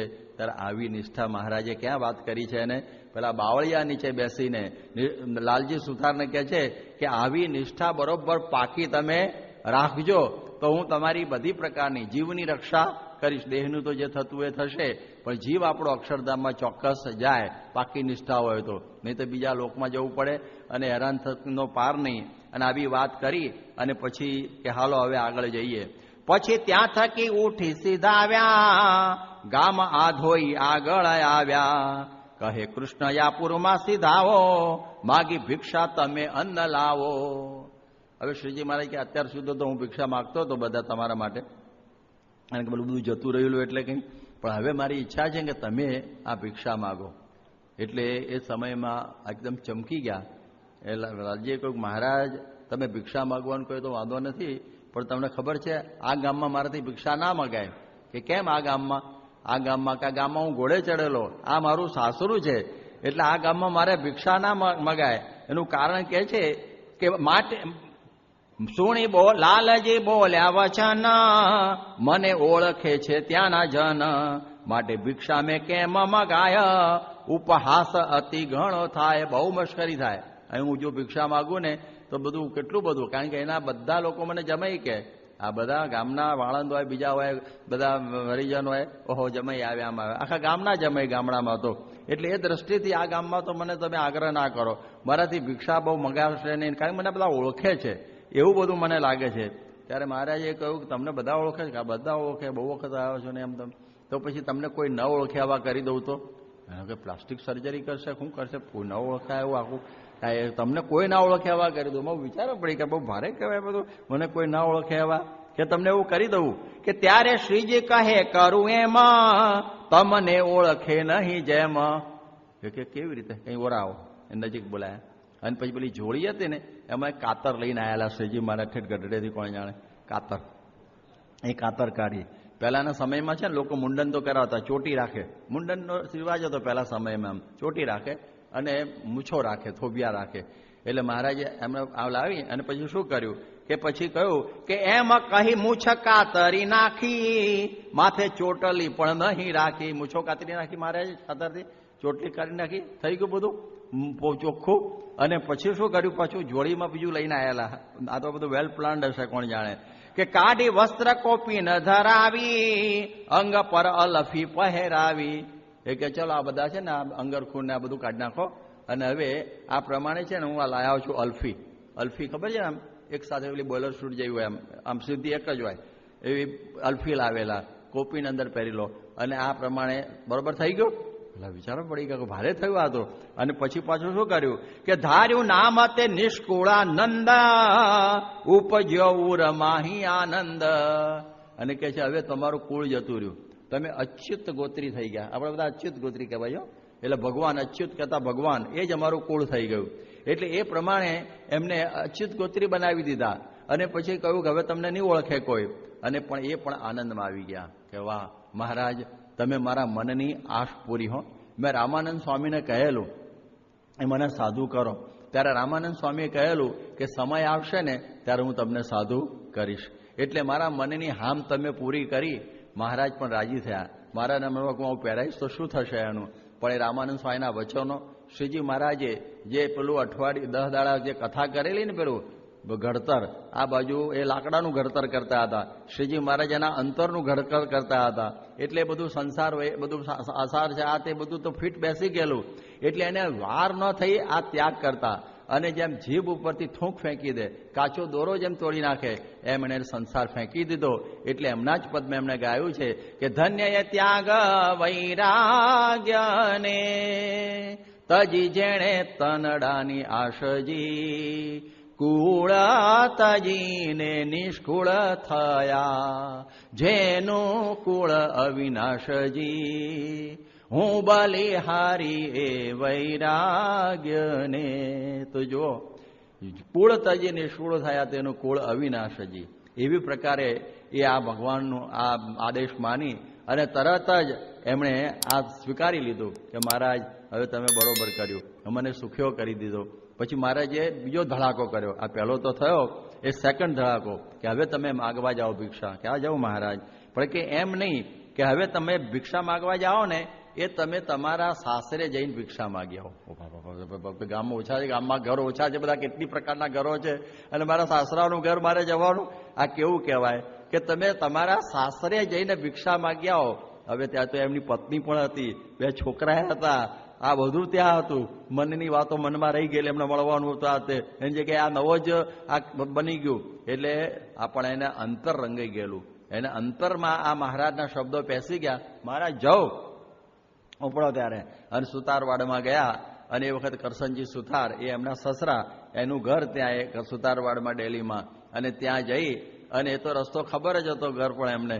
એટલે ત્યાં જઈને સીધી હાલેક લગાવી, નારાયણ હરે સચ્ચિદાનંદ પ્રભો. એ વખત પેલા કંકુબેન ઘરમાં હતા અને કંકુબેને અવાજ સાંભળ્યો કે હારું કંઈ અવાજ પરિચિત છે કે, પણ કે નારાયણ હરે વાળો અવાજ ક્યાંથી આવ્યો, જાણીતો છે. પછી એને જાળિયામાંથી જોયું. જાળિયું હતું ને એમાં એવું, ઓય માં, હા તો ભગવા કપડામાં સૌભાગ્ય નાથો મમ, હા તો મારો ધણી, ઓહો બાપા. અને એ સમયમાં એને એકદમ ધક્કો લાગી ગયો. પણ વિચાર તો થયો કે ઘેર હતા ત્યાં સુધી આવું કંઈ વિચાર નહોતો. એટલે તાજું તાજું લાગે છે, હજી કંઈ બહુ પાકો પેલું નહીં હોય. એટલે કે એને લાવને હું આમ એને પાછા વળવા કરું. એટલે ઘેર અંદર જઈ અને પછી નવી સાડી પહેરી લીધી બરોબર આમ કરીને. અને પછી 2 છોકરા માધવજી અને કાનજી એ બંનેને પણ તૈયાર કરી દીધા, મોડબોડ કે આવી જાય આગળ. અને પછી એ પ્રમાણે આમ કરી અને તો આ બારણા આગળ આવીને ઊભા કંકુબેન. હવે ભલભોલો ખેંચાઈ જાય ને, પારકા બૈરામ ખેંચાય છે, આમો ના ખેંચાય. એટલે આ તો એ પ્રમાણે એમને થયું કે હવે આ પેલું થઈ ગયું. એટલે એ સમયમાં નિષ્કાળ થયું કે ભારે કરી આણે તો. પણ એને કહ્યું, એટલે એના મનમાં કે શું અમને આવી રીતે જોશે ને એટલે આમ હેતુ ભરી આવશે, એટલે સીધા ઘરમાં આવી જશે એમ, એવી એની ધારણા હતી કંકુબેનની. પરંતુ આ તો જુદા જ હતા. એમણે કહ્યું તારા મનમાં એમ ધારે છે કે આ તમને બધાને જોઈને અંદર પેસી આવું. આ પણ આ છે ને આ કંઈ પારસો મૂકે એવી ભેંસ નથી, આ તો પાડો છે. મને કે પારસો તમને જોઈને આવવાનો નથી. ના, જોઈને પારસો મૂકી દે. જે ભેંસ પેલા પારડરડાને જોઈને કે આ બધા પારડરડા લઈ આવી તું 2 છોકરડા, એમાં મને નહીં થાય. જો મહારાજ ભાગોળે છે અને ભાગોળે ભૂખ્યા છે અને એમના માટે ભિક્ષા હોય, જે હોય લઈને નાખ, એટલે હું મહારાજને જમાડવા લઈ જઉં. ત્યારે પહેલાં તો ઓળખે ને પોતાના ધણીનો રૂઆબ, ખબર તો હોય જ ને પત્નીને કે આ માને એવા પાછા વળાવ્યા નથી. એટલે જે કંઈ હતું એને જોડીમાં નાખ્યું અને એ લઈ અને શ્રીજી મહારાજ પાસે આવ્યા. તો શ્રીજીમાંને આંચકો લાગ્યો કે ઓહો નિષ્કુળાને જો કેમ બેક. એમને નવાઈ લાગે પાછા આવ્યા. કારણ કે મહારાજ તો જબરજસ્ત પરિક્રમા કરેલી કે આ તો ત્યાં રહી જ જશે, અને એ તો પાછા આવ્યા. એટલે મહારાજ તો એકદમ આશ્ચર્ય પામી ગયા કે વાહ નિષ્કુળાનંદ, વાહ, તમે તો ગજબ કર્યો કે તમારી પત્ની પાસેથી ભિક્ષા લઈને તમે આવ્યા. ભારત વર્ષમાં 2 જ જણા પત્ની પાસેથી ભિક્ષા લઈ આવેલા, એક આપણા ભર્તુહરી અને બીજા આપણા નિષ્કુળાનંદ સ્વામી. 2 જણા પત્ની પાસેથી ભિક્ષા લઈ આવેલા. જેમ ભર્તુહરી છે એને પણ દીક્ષા આપેલી એના ગુરુ ગોરખનાથે, અને કહ્યું તું જા પિંગળા પાસે જઈને ભિક્ષા માગી આવો. પિંગળા એટલે એની પત્ની મહારાણી. હવે કેવું કહેવાય. અને એ તો ઉપડ્યા અને ત્યાં પહોંચી ગયા. ભિક્ષા દે દે રે મૈયા પિંગળા, એને માતા કહી દીધી. અને એ વખતે પિંગળા આવ્યો, બાપા તો ભેખ ધરીને આવ્યો છે. અને એણે કહ્યું કે ભેખ હરે ઉતારો રાજા ભરત હરી. પણ આ કંઈ ઉતારે એવા હતા નહીં. એ પણ જાણતી હતી કે આને તો બરોબર વૈરાગ પૂરેપૂરો એના ગુરુએ લગાડી દીધેલો છે. એ છે ને ભિક્ષા માગો રે મૈયા, ત્યારથી બધા ભરથારી લોકો પેલું ગાય છે ને એ અહીંથી શરૂઆત થયેલી છે, ભરતુવારીથી. એટલે એ સમયમાં એણે કહ્યું કે તમે ઉભા રહો, હું તમારા માટે સારામાં સારી રસોઈ બની આપું. કે રહો તો રાજા રસોઈ કરું, જમતા જાઓ જોગી રાજજી, ક્ષીર રે નિપજાવું ક્ષણ એકમાં, તે તો ભોજન ને કાજજી, હું બલિહારી વૈરાગ્ય ને. રાજા તમે ઉભા રહો, હું સરસ રસોઈ બનાવું. એના મનમાં એવું હતું કે એવા વશીકરણના બધા મસાલા, મરી મસાલા નાખું, એને દુનિયાભરની સ્ત્રીઓ સાંભળી આવે એવું બનાવીને આપી દઉં. પણ આ ઊભા રહેવા નહોતા, કારણ કે ડેન્જર ઝોનમાં બહુ ઊભું ના રહેવાય. એટલે એણે કહ્યું કે આહાર કારણ ઊભો રહે, કરી એકની આશજી, તે જોગી નહીં રે ભોગી જાણવો, અંતે થાશે વિનાશજી, હું બલિહારી એ વૈરાગ્યને.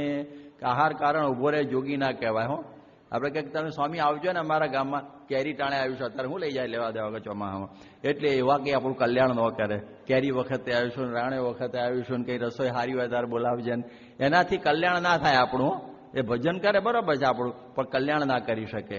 એટલે કે આહાર માટે ઉભો રહે ને એ જોગી ના કહેવાય, ભોગી કહેવાય. એ આ સમજાવ્યું. અને એ નિષ્કુળા, એ જે શું કહેવાય, એ ભર્તુહરી એ ભિક્ષા લઈને જ્યારે ગોરખનાથ પાસે ગયા, રાજી થયા. અને આ બીજા આપણા આ નિષ્કુળાનંદ એ પણ ભિક્ષા લઈ અને આવા પાછા આવ્યા. હવે આ બાજુ કંકુબેન, એમણે એમના પિતા કરશનજીબેને કહ્યું કે જુઓ તમારો જમાઈ બાવો થઈને ભાગોળે બેઠો છે પાદરે. એટલે એ બધા એના પત્ની ને એના બધા રોતા કકળતા, એની બા ને બધા આવ્યા ત્યાં આગળ.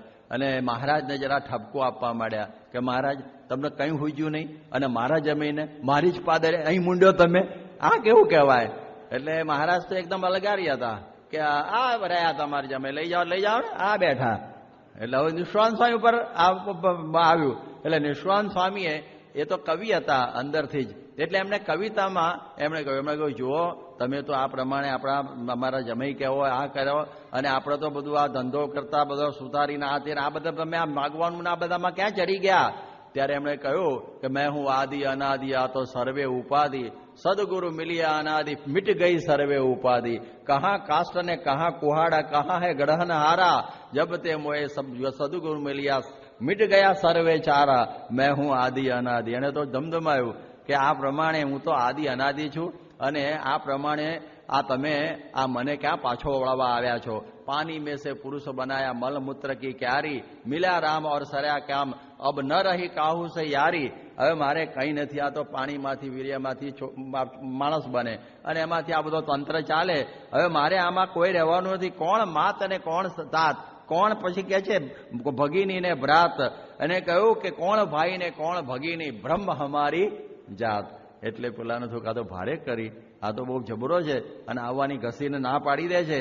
એટલે એમણે કહ્યું કે હવે આને શું કરવું? એટલે કે અમે તો પાછપી લઈ જાઓ લઈ જાઓ મહારાજ કહે છે, પણ આ જ તૈયાર નહોતા. એટલે બિચારા પાછા ગયા રોતા કકળતા. અને આ બાજુ મહારાજ કચરા ઠક્કરના ત્યાં 2 દિવસ રહ્યા. અને પછી નિષ્કુળાનંદને હવે કહ્યું કે તમે યમદંડ બનાવજો, અને હું છે ને હવે ભુજ જાઉં. કે તો બરોબર, તમે તો રસ્તો જોયો નહોતો ને, તમે તો કહેલું ને મને શેખપાટમાં કે ભોમિયો જોઈએ છે, ભુજનો મેં રસ્તો જોયો નથી. એ કે આવું મને ખબર છે, તાર મને મૂંડવા લાયા હતા અત્યારે સુધી અહીં સુધી લાંબો કર્યો, એ કે એવું સમજો ને. એટલે આ પ્રમાણે મહારાજ કહે હું જઈશ. હવે કે તમે કેવી રીતે જશો? એ કે આ બધો ભૂમિયો છું જ હું. એક વખત નૈરોબીમાં બાપા હતા, અને પેલા હરજીભાઈને ત્યાં ઉતારો હતો, પેલા મહેશના સસરા કલરમાવાળાને. અને પછી કે બાપા આ ઘરમાં પગલાં કરો પગલાં. સ્વામી કે તમે આગળ ચાલો, હું પાછળ ચાલું. તમારા ઘરના તમે ભૂમ્યા, અક્ષરધામના અમે ભૂમ્યા, એમ યુગ પ્રમુખ સ્વામી બોલેલા. એટલે એ મહારાજ તો બધાને રસ્તો બતાવતા હોય ભૂલેલાના માર્ગે ચડાવવાનો. એને ભૂજ જવું શું મોટું હતું? એ તો ઠેઠ અક્ષરધામમાંથી આપણા માટે અહીંયા આવ્યા છે એડ્રેસ લઈને. એટલે એ પ્રમાણે આ રીતે મહારાજ હવે એમને યમદંડ રચવાની આજ્ઞા કરી, અને કચરા ઠક્કરના ત્યાં રહીને યમદંડ કરવાનું કહ્યું, અને મહારાજ ચાલ્યા ગયા. હવે એ બધી વાત આવ્યા પછીની નાની વાત એ આવે છે કે હવે આ બાજુ ખબર પડી ગઈ બધે શેખપાટમાં કે આ સાધુ થઈ ગયેલા અમૃતબા, એટલે નિષ્કુળાનંદના માતુશ્રી, અને આ જે કંકુબેન, એ બધાને પણ એવી રીતે પેલું થઈ ગયું કરાર. તો બહુ ભારે થયું કહેવાય. હવે કરવું શું? કે ફરતા ફરતા હવે મહારાજ તો ગઢડે આવી ગયા છે, નિષ્કુળાનંદ પણ ગઢડે છે. એટલે એમણે પેલા માધવજીને મોકલ્યો કે તારા બાપને તું લઈ આવ, મોટો છોકરો છે 15 વર્ષનો, હું તારા બાપને લઈ આવું પાછો. એટલે કે ભલે. અને એ પછી એ આવ્યો અને કહ્યું કે જુઓ મારી માતા ને તમારી માતા બધા આક્રંદ કરે છે, માટે તમે પાછા આવો. ત્યારે એમણે કહ્યું, બહુ સરસ જવાબ આપ્યો કે બેટા મુને સ્વપ્ને ન ગમે રે સંસાર, કહો ને કેમ કીજીએ. એ વમન થયું મન ઉતર્યું, એવો લાગ્યો રે સંસાર, કહો ને કેમ કીજીએ. કે બેટા તું મને સંસારમાં લેવા આવ્યો છું, પણ મને સ્વપ્ને ન ગમે રે સંસાર, કહો ને કેમ કીજીએ. શું હશે એની સ્થિતિ કેવી થઈ ગઈ? મને સ્વપ્નમાં પણ હવે સંસાર ગમતો નથી, માટે હવે તું મને આગ્રહ કરીશ નહીં. ઘરમાં જાજી ગૂંચવણ, સંસાર દુઃખનું સાલ, હું તો મૂકીને નીકળી ગયો, તું પણ ભેળો હાલ. લે બોલો કે તું પણ સાધુ બની જા. ભારે કરી હું તો બોલાવા આવ્યો છું અને આ તો મને વળી ગયા. એટલે કે છે તો તું પણ ભેગો હાલ. જો ખરેખરો બાપ કોને કહેવાય? ઋષભદેવ ભગવાને પોતાના 100 છોકરાઓને ભેગા કર્યા અને બધાને કહ્યું કે હું તમારો બાપ છું. બાપની ફરજ શું કહેવાય? પિતા ન સત્યાત એ હમોચેન સમુપેત મૃત્યુમ. જે મૃત્યુના ભય થકી જો પોતાના પરિવારને, પોતાના પુત્રોને, પરિવારને છોડાવે નહીં તો પિતા એ પિતા થવા માટે લાયક નથી. એટલે હું તમારો પિતા કહેવાઉં છું, તો મારે તમને આ વાત સમજાવવી પડે. એટલે એમણે જોરદાર બધી વાતો કરી. એમાં 9 તો યોગેશ્વર થઈ ગયા. છેલ્લે ભરત રાજા પણ બધું રાજ્ય છોડીને જ નીકળી ગયા, એમના દીકરા. એટલે કે હું બાપ છું તો બાપની ફરજ છે કે દીકરાઓને સત્સંગના માર્ગે ચડાવવા, ભગવાનના માર્ગે ચડાવવા. એ ખરા બાપ કહેવાય. અત્યારે બાપ છે ને છોકરાના હાથ પકડીને સિનેમા જોવા લઈ જાય, પણ એ મંદિર ઉપર ના લઈ જાય. મંદિર જાય ને એને એ લઈ જાય, હોટલોમાં લઈ જાય નાસ્તો કરવા બેટાને, પણ એ મંદિરે ન લાવે. બેટાને બધા જુદા જુદા બધા શું કહેવાય ફિલ્મો બતાવે, સિનેમામાં લઈ જાય, પણ અહીં ન લાવે. એ બેટાને પણ બધા જુદી જુદી ચેનલો વાળી બધું બોલાવી આપે, પણ એને ખબર ન પડે પાછળથી એ પિસ્તોલ લઈને તારી સામે ઊભો રહેશે. પણ આ લાડકોડમાં એ ફરજો ભૂલી જાય છે. ધૃતરાષ્ટ્ર છે ને આ ફરજ ભૂલી ગયા અને યુધિષ્ઠિર પેલા દુર્યોધનને એને એના બધા અવગુણો હતા એની પુષ્ટિ જ આપ્યા કરી. એટલે બધું એવું ને એવું જ રહ્યા કર્યું. એટલે જ્યારે એ મર્યો અને એનું મોઢું અને માથું આવીને એના ખોળામાં પડ્યું, આ શું આવ્યું? સંજયને પૂછે. સંજય કારણ કે તો આંધળો હતો. એ કે તમે જે વિષ વૃક્ષ વાવેલું ને એનું ફળ આ તમારા દીકરાનું માથું. તમે અત્યાર સુધી બધું ઝેર વાવેલું, કહે છે ને સાપના ઝેર દૂધ પાઈનો મોટો કરેલો એ આ. એટલે જો મહાભારતના યુદ્ધમાં એક આ કારણ હતું કે એણે પોતાના પુત્રને આ સાચો ઉપદેશ જો આપ્યો હોત તો આ છોકરો આવો બગડત નહીં. એટલા માટે આપણે યાદ રાખવાનું કે આ છોકરા છે ને આપણા નથી, ભગવાનના જ. ખલીલ જિબ્રાને કહેલું છે કે this children are not your children, though they come through you, but they are not your children, they are children of divine. એ તમારા દ્વારા આવે છે પણ એ તમારા નથી, એ ભગવાનના છોકરાઓ છે. માટે એને બરોબર સાચવવા. ઘણા લોકો મારો છોકરો હું સંસ્કાર આપું કે ના આપું, તમારે હું લેવા દેવા? મારો છોકરો જેને માલિક્યું એમ કરે. એટલે તારી માલિકી જ નથી, આ તો ભગવાને તને નિમિત્ત બનાવીને અહીંયા આગળ એને મોકલ્યો છે ભગવાન ભજવા માટે. તું શાનો માલિક બની ગયો મારો છોકરો? અને મારા છોકરાનું સંસ્કાર આપું કે ના આપું, પણ તકલીફ થાય. તું ના આપું ને તો તને તો નુકસાન થાય પણ સમાજને નુકસાન થાય. જો રાવણનો સંસ્કાર નહીં મળ્યા હોય તો કેવું કર્યું? હિટલર જો બાળમંડળમાં નહીં આવ્યો એટલે કેટલી તકલીફ ઊભી કરી. સદામ હુસેન બાળમંડળમાં ના આવ્યો તો કેટલી ધમાલ ઊભી કરી. એટલે એના બાપે એ સંસ્કાર આપ્યા જ નહીં. એટલે આવી પરિસ્થિતિ ઊભી થાય એટલે પોતાને પણ નુકસાન કરે અને 6 કરોડ ને 40 લાખ માણસો મરી ગયા જે સેકન્ડ વર્લ્ડ વોરમાં. એ આ હિટલર જ હતો ને મૂળમાં, એની મહત્વાકાંક્ષા. એટલે બાળકોને સંસ્કાર આપો. યાદ રાખવાનું કે બાળકોને ભલે સાધુ થવાનું એ તો એના નસીબમાં હોય ને એના અંદરનો વૈરાગ્ય થાય, પણ મંદિરો તો લાવો, એને સભામાં મોકલો, બાળ સભામાં, કિશોર સભામાં, યુવક સભામાં. એટલું ના થાય તો એ આપણે ન કરી શકીએ તો બાપ થવા માટે લાયક નથી. અને તમને જો વેપાર ધંધામાં ટાઈમ ના હોય ને છોકરાને સંસ્કાર આપવાનો તમને બધાને, તો ખોટી ગીર્દી ભેગી નહીં કરતા લેવા દેવા વગરની. ઘણી તો છે બધી આતંક ચાલે જ છે બધા. હમણાં જ ગુજરાતમાં બધા કેટલા ધડાકા થઈ ગયા લેવા દેવા વગરના. એ બધા આવા જ ભેગા થયેલા હશે ને બધાએ, જેના મા બાપ તરફથી કોઈ સંસ્કાર નહીં મળ્યા હોય, એવું કંઈ સાચું શિક્ષણ નહીં મળ્યું હોય. એટલે આ નિષ્ણાંત સ્વામીએ પોતાના પુત્રને કહ્યું કે બેટા હવે તું છે ને ભગવાન ભજવાનું કર. અને એને કોણ જાણે આર પાર લાગી ગયો, એને આર પાર શબ્દો લાગી ગયા. અને કે હું થઈ જાઉં તારે લ્યો, અને કોમળું હૃદય હોય ને જલ્દી પકડી લે શબ્દો. એ બધા પાકા કાંઠાવાળા હોય ને ગમે એટલી વાતો કરે, ટાઈમ પસાર કરવા જ બેઠા હોય બધા. આમ બેઠા હોય ને બધા ઓએપી, બધા ઓલ્ડ એજ કમ્પેન્શનર, ખાલી આપણો ટાઈમ પસાર બગાડે ને એમને ખાઈને જતા રહે. એટલે એવું નહીં. એટલે જુવાનો હોય ને એટલે બધા જુવાનો જ સાધુ થાય છે. તમે જો આપણા ત્યાં બધા 22 વર્ષના, કારણ કે એની અંદર સેક્રિફાઇશિયલ પોટેન્શિયલ હોય. યા હોમ અરે રાજી કરી લે બાપાને. અને ગરડા હોય ને એને મટીરિયાલિસ્ટિક દૃષ્ટિ હોય, બધું થાય જેમ થતું એમ. એટલે એ પ્રમાણે હવે એને તરત જ ગોપાળાનંદ સ્વામી પાસે લઈ ગયા અને કે આને દીક્ષા આપી દો. એટલે ગોપાળાનંદ સ્વામી દીક્ષા આપી દીધી અને આશીર્વાદ શ્રીજી મહારાજને લેવા લઈ ગયા. નામ પાડી દીધું ગોવિંદાનંદ. અને એ વખતે શ્રીજી મહારાજ પણ કે કોણ આ? કે આ સિંહના સિંહ નિષ્કળાનંદના પુત્ર સાધુ થઈ ગયા. બહુ ભારે કહેવાય. અને પછી આવું મહારાજ પરીક્ષા કરે. સાંભળજો, મહારાજ કહે છે, જુઓ નિષ્કળાનંદ સ્વામી, તમારી ઉંમર 40 ઉપરની છે, છોકરો જુવાન આવી ગયો છે, માટે એમ કરો તમે ઘેર જાઓ અને આ વધારે કામ આપશે સત્સંગમાં, માટે આપણે એને અહીં રાખીએ. ત્યારે એ વખતે નિષ્કળાનંદ સ્વામી કહે તો પણ મહારાજ મારી પરીક્ષા કરે છે. એટલે એમણે વળી પાછું એક કાવ્યનો બીજો ભાગ બતાવ્યો, મુને સ્વપ્ને ન ગમે સંસારનો, કે મને મળ્યા પુરુષોત્તમ રાય, રોક્યો કેનો કેમ રહું. પછી કે તમે મને પુરુષોત્તમ નારાયણ મળ્યા, હવે મારે રોકાવાય જ નહીં. તમે ભલે મારી પરીક્ષા કરતા હોય અને તમે મારે ત્યાં હું પેલી સારડી ફેરવતો ને લાકડા ઉપર, એ વખત તમે સદગુરુ શબ્દની સારડી ઉતરી ગઈ આર પાર, આત્મરામ ઓળખાવ્યા અક્ષરાતીતાવાર, કે તમારી સદગુરુની શબ્દ સારડી છે ને મારી આર પાર લાગી ગઈ છે, માટે હવે મારે અહીં રોકાવું નથી. અરે પેલું શું કહેવાય, મારે અહીં શું કહેવાય, પાછા આવવું નથી, મારે તો બસ આપની સેવા કરવી છે. મારે ન થયું કે હવે તો બધું પાક્કું થઈ ગયું છે. અને એ સમયમાં પછી એમને ખબર પડી, એના બેનને મા બાપ, આપણો તો છોકરો સાધુ થઈ ગયો. એટલે એકદમ ધક્કો લાગ્યો. ગોવિંદાનંદ સ્વામી બહુ સારા સંત હતા. હનુમાનજીની જે પ્રતિષ્ઠા થઈ ને સારંગપુરની, તો ગોપાળાનંદ સ્વામીએ એમના હાથે આરતી ઉતરાયેલી. એની આરતી ગોપાળાનંદ સ્વામી એમની હાથે ઉતરાવેલી ગોવિંદાનંદ પાસે. હવે આ બાજુ ખબર પડી કે આપણો માધવજી ગોવિંદાનંદ બની ગયો, ભારે થયું. એટલે પછી એ બધાને મોકલ્યા. એ બધા બાપ, એની બા અને એના તે બધા આવ્યા, એમના પિતરાઈઓ અને એમના કાકાને બધાને લઈને. અને મહારાજને એવું કે આ શું કર્યું તમે? હવે કે બીજું હતો આ નિષ્કળાનંદ છે, તમે આ બધા એમને મળો. એટલે એમણે કહ્યું કે આપણે સારા કુળના કહેવાઈએ, ગુર્જર સુથાર કહેવાઈએ, આપણે કે ભીખ માગતા આવ્યા છીએ અને તમે આ પ્રમાણે સાધુ થઈ ગયા. અને પછી એ વખતે આ નિષ્કળાનંદ સ્વામી કહ્યું, પહેલા જુઓ શેખ બાજંદ અને ભર્તુહરીને એ બધા મોટા મોટા હતા, પણ એમને સમજાઈ ગયું ભગવાન ભજવા જેવા છે એટલે સાધુ થઈ ગયા. અને મેં હું ત્યાગ કરું, એમના જેવો તો નથી ને, શેખ બાજંદ જેટલા તમારી પાસે પૈસા નહીં, ભર્તુહરી જેવો રાજા નથી ને. પણ એમણે એમના કાવ્યમાં જવાબ આપી દીધો કે ભલો ત્યાગ ભરથરી તાણો, તજી જેણે 16 નારજી. મેં તો કંકુબેનને છોડી. ભલો ત્યાગ ભરથરી તાણો, તજી જેને 16 નારજી, મંદિર ઝરૂખા મેલી કરી, આસન કીધલા બારજી.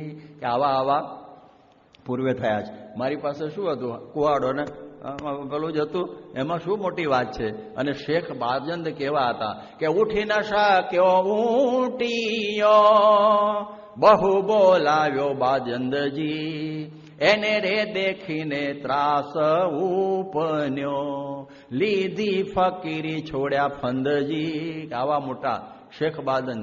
એક ઊંટ મરી ગયેલું, એને ખબર નહીં કે હું મરી જાય, એને બહુ બૂમ પાડી એને ઉઠાડવા, પણ ઉઠ્યું નહીં. પેલા વજીરે કોઈ બાદશાહ સલામત, इसमें से રૂહ નીકળ ગયા, કે આપણું પણ આવી રીતે રસ્તામાં પણ થઈ જાય. તરત જ ફકીરી લઈ લીધી.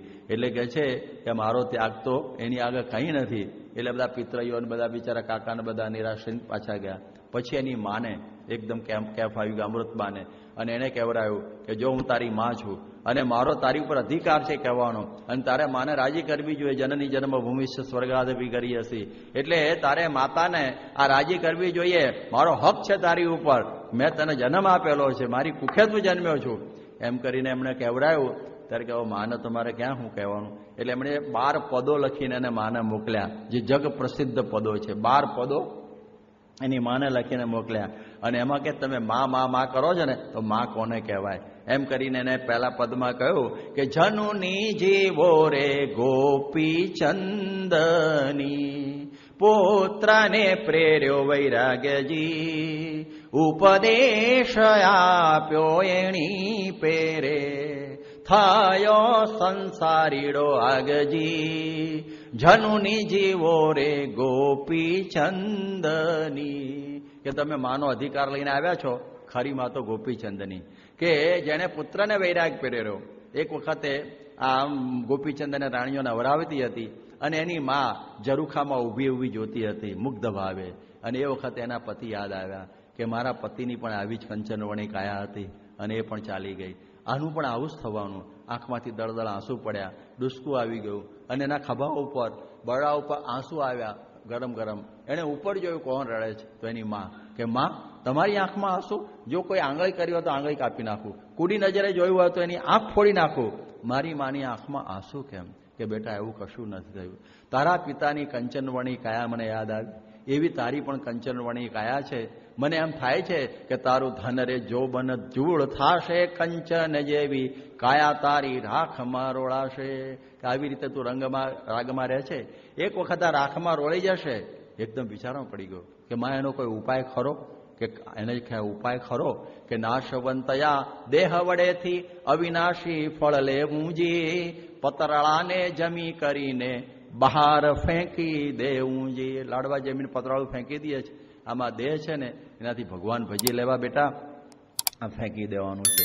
અને જે લાગી ગયો ભીને ધોતીએ નીકળી ગયો, ત્યાગી થઈ ગયો, ત્યારે એનું નામ કહેવાય માં. કે પોતાના છોકરાને આ પ્રમાણે ત્યાગના માર્ગે ચડાવી દીધો. યોગી બાપા કહેતા કે આ જનુ મેનાવતી જેવી માં જીવો અને બીજી બધી મરો કે જે પોતાના છોકરાને ભગવાનના માર્ગે ન ચડાવે. ભલે ત્યાગી ન કરે પણ એને ભગવાનના માર્ગે તો લઈ જાય, એને મંદિરો તો લઈ જાય, એને સંસ્કારો તો આપે.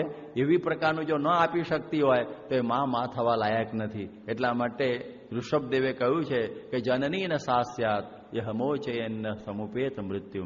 જે આપ માતા છે, જે પોતાના પુત્રને મૃત્યુના ભય થકી ન મુકાવે તો માતા એ માતા થવા માટે લાયક નથી. આ માતાનું લક્ષણ છે. એના દીકરાને એને સંસ્કાર આપવાના હોય. આ તો બધા જોબ ઉપર ચડી જાય અને પેલો છોકરો બેબી સીટર અરે પરદેશમાં ગોઠવાતો હોય, હું સંસ્કારો કરે, ટાઈમ જ નથી કોઈને. છોકરાને સંસ્કાર આપવા એ પણ એક જોબ છે, એ જોબ સમજાતી નથી. એ પછી એમને બિચારા છોકરાઓ એમને એમ રેડિયાળ બધા ફર્યા કરે અને પછી કુસંસ્કાર આખા ઊભા થઈ જાય. એટલે એણે આ છોકરાઓને તૈયાર કરવા, જેમ જીજાબાઈએ શિવાજીને તૈયાર કર્યો, એવી રીતે અસ્મિતા પૂરવાનું કામ એ માનું છે. એ ના હોય તો બધું નકામું. એટલા માટે આવી માતાઓ. બીજી માતાની વાત અહીં કરે છે કે એમાં વાત કરે છે ધન્ય ધન્ય માતા ધ્રુવતાણી, કહ્યા કઠણ વચનજી, રાજ સાજ સુખ પરહરી, વેગે ચાલિયા વનજી, જનુની જીવો રે ગોપી ચંદની. આ બીજી માતા, જેનું નામ હતું સુનીતિ. એ સુનીતિએ પોતાના પુત્રને કહ્યું કે તારી અપર માતાએ તારું અપમાન કર્યું, તારા બાપના ખોળામાં તને ન બેસવા દીધો અને એને કહ્યું કે આ ખોળામાં બેસવું હોય તો મારી કુખે જન્મ લેજે. બસ હવે આપણા માટે ભગવાન સિવાય કોઈ આધાર નથી, માટે હવે તું ભગવાન પાસે જા. કારણ કે રાજા મને એક રાણી તો શું પરંતુ દાસી તરીકે સ્વીકારવા તૈયાર નથી, કારણ કે હું અણમાનિતી છું. એટલા માટે આ પ્રમાણે આપણા માટે ભગવાન જ એક આધાર છે. કારણ કે પહેલા એ પરણેતી સુનીતિ, પછી સુનીતિ ગમી નહીં કોઈને, એને પોતાને, એટલે સુરુચિ લાવ્યો. કારણ કે નીતિ કોઈને ગમતી નથી, સારી નીતિ, એટલે રુચિ પ્રમાણે વર્તું. એટલે પેલી રંગરાગવાળી કોઈ બાઈ બીજે લઈ આવ્યો. એટલે આવું બધું થયું. એટલે એ સમયમાં એ પોતાના પુત્રને ભગવાન પાસે મોકલ્યો. ધન્ય છે ને માતાને. અને ધ્રુવ પહોંચી ગયો, ભગવાનનો સાક્ષાત્કાર પામ્યો. એની માતાને પણ ધન્ય કહેવાય. 5 વર્ષના છોકરાને ભગવાનના આધારે મોકલી દેવો. આ પદમાં એક માતાની વાત લખી નથી, પણ એ વાત છે મદાલસા. મદાલસા પણ એવી જ માતા હતી. એ વિશ્વાવસુ ગંધર્વની પુત્રી હતી. એક વખત સ્નાન કરી અને ગંગા કિનારે વાળ સુકાવા બેઠેલી, એનું આવું જે રૂપ જોયું અને એ વખતે અયોધ્યાનો રાજા ઋતુધ્વજ ત્યાંથી પસાર થતો એકદમ મોહાઈ ગયો અને કે તું મારી સાથે લગ્ન કર.